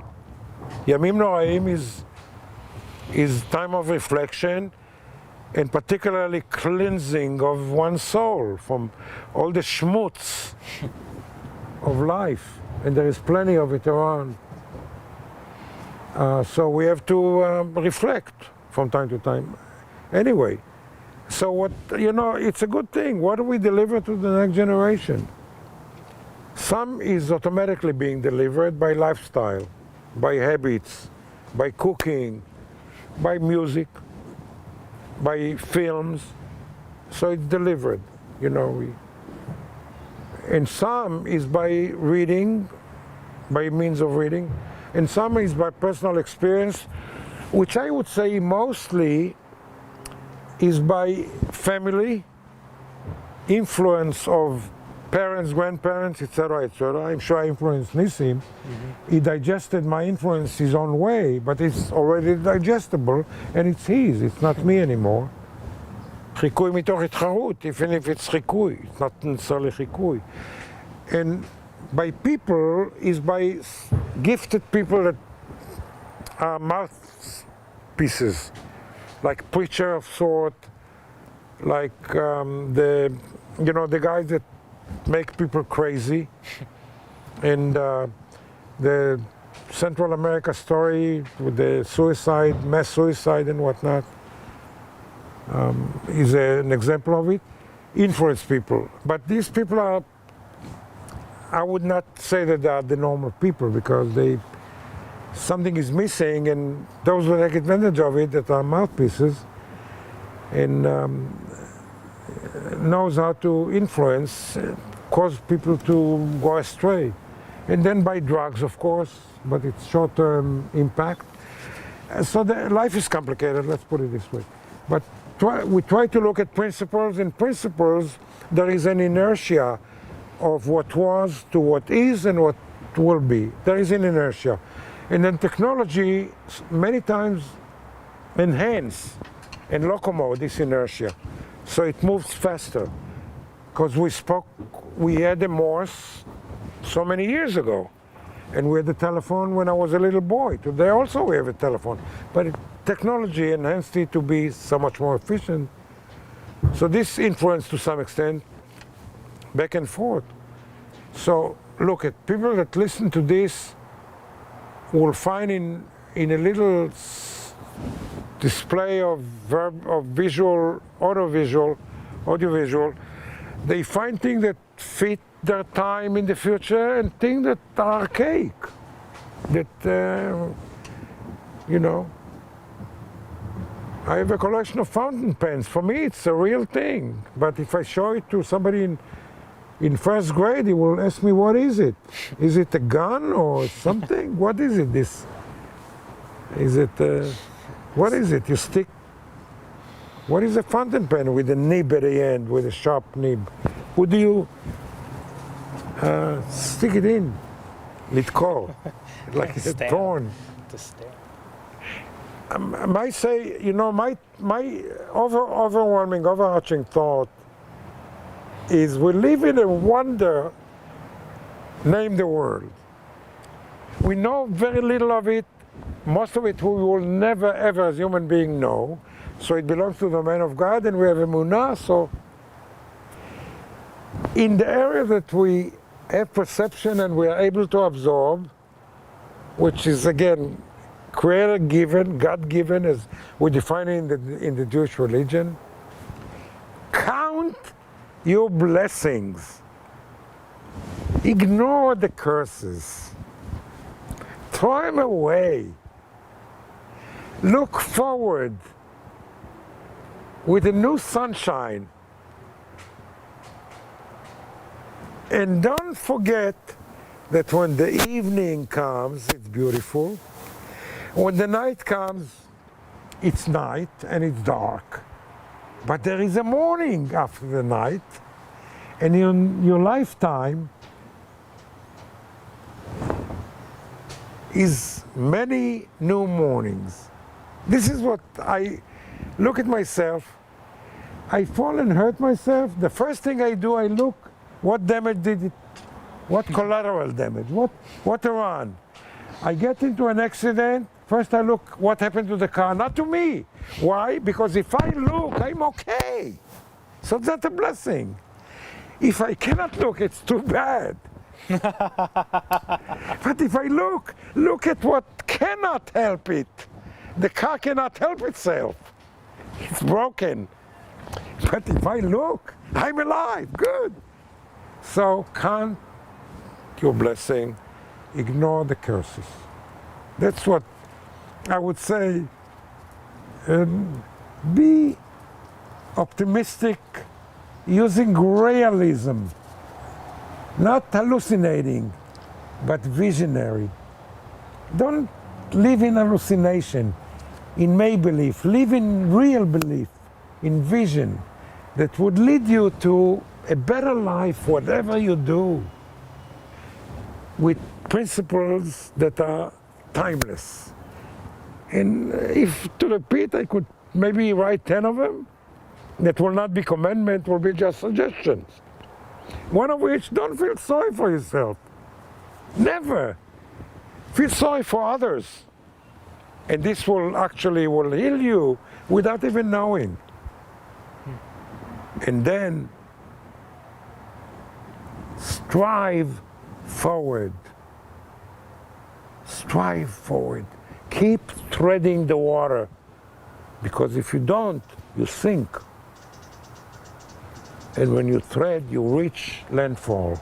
And this will be your promised land, wherever the landfall is. So this is what I would like to say to Nissim and to you, gentlemen. Okay. And to the tape. The tape also has ears these days, right? And you could redeliver the... אוקיי, יופי. כל הכבוד. כל הכבוד. תודה Now, רבה, סבא. all this will be... שכח.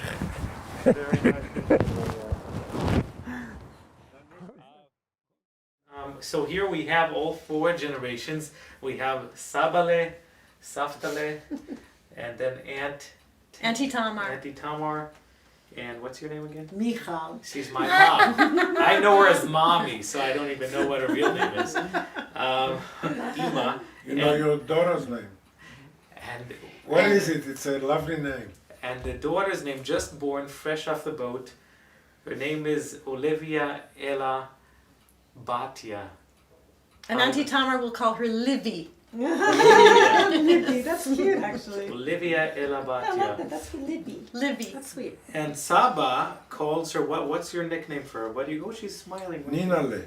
Ninale. And why do we call her Ninale? Because she's a Nina on one hand. What does that mean?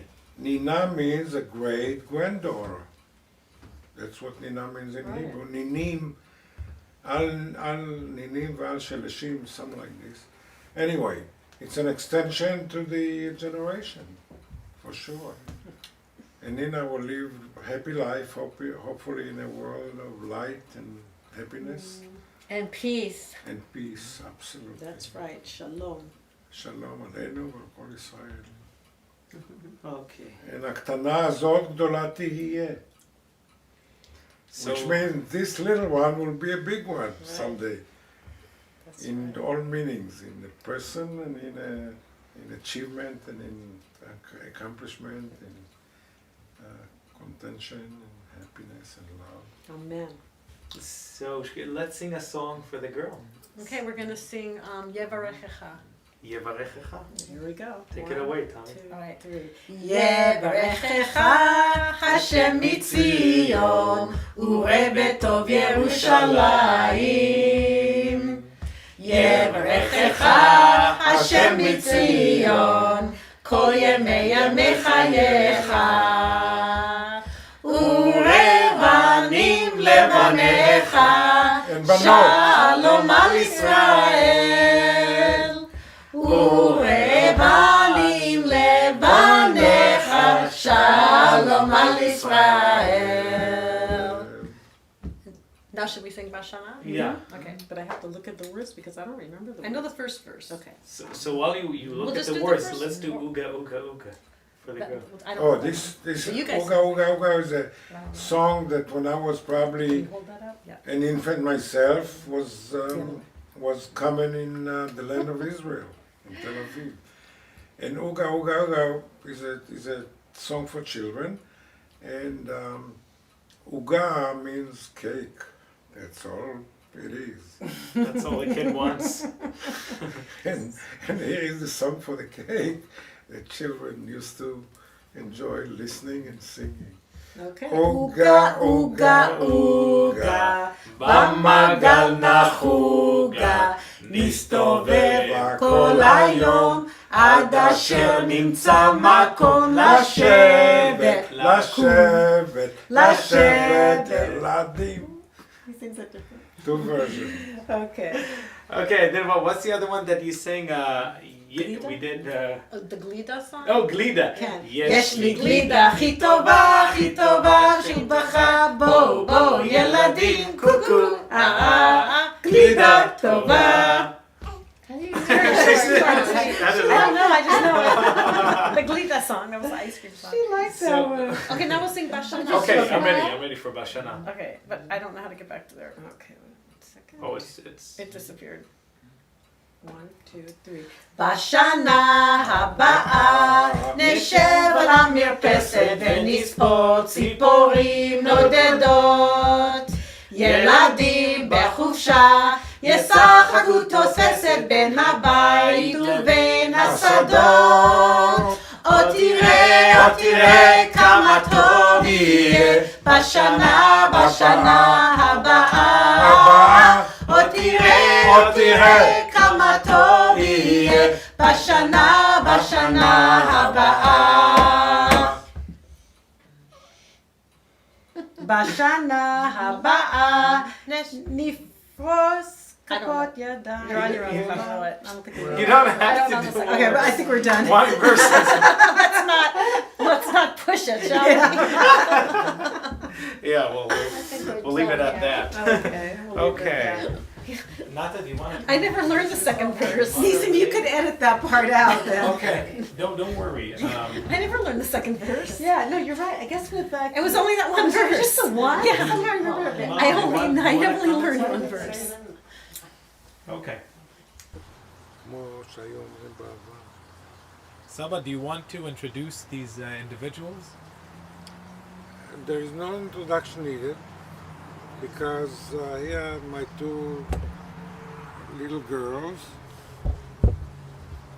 returning to the days when they went to Hebrew school.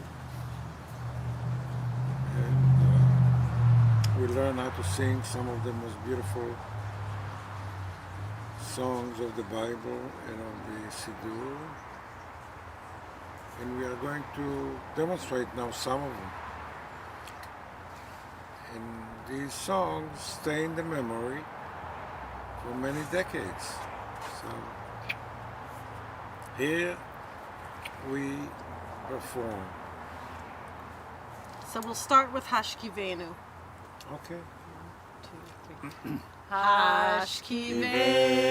Hashkivenu Avinu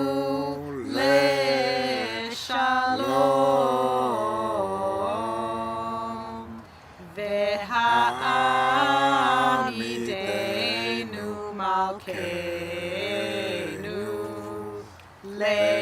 חיים טובים ושלום, ופרוס עלינו סוכת שלומך,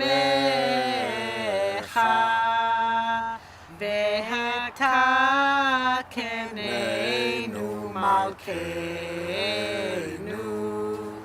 בעצה טובה מלפניך, והושיענו מרע למען שמך, והגן בעדנו, ופרוס עלינו סוכת רחמים ושלום.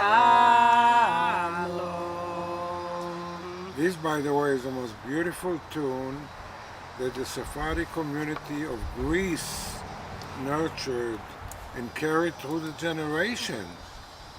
And I remember going to Jack Maish, a wonderful, dignified gentleman in our community, or comunidad as we called it, and I picked up that tune in his house and put it on a tape recorder to bring it to the children of the Talmud Torah and introduce it to the community as one of the most favorite tunes of the Friday night Kabbalat Shabbat service. And the proof is even my two daughters to this day remember the tune and the words so very well. So we'll do another one, I guess. Okay, so we'll do Reuvenim. We're not going to read it. Too bad Foxy cannot join in singing, but she's enjoyed the tune. Yeah, now she's looking to go do her business.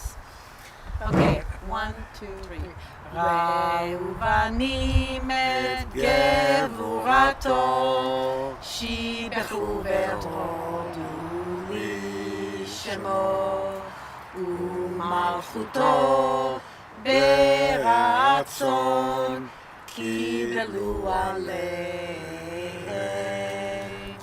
משה ובני ישראל לחנו שירה בשמחה רבה, ואמרו כולם מי כמוך באלים אדוני, מי כמוך נדר בקודש, נדר בקודש, נדר בקודש, נורא תהילות, נורא תהילות, נורא תהילות אופף אלה.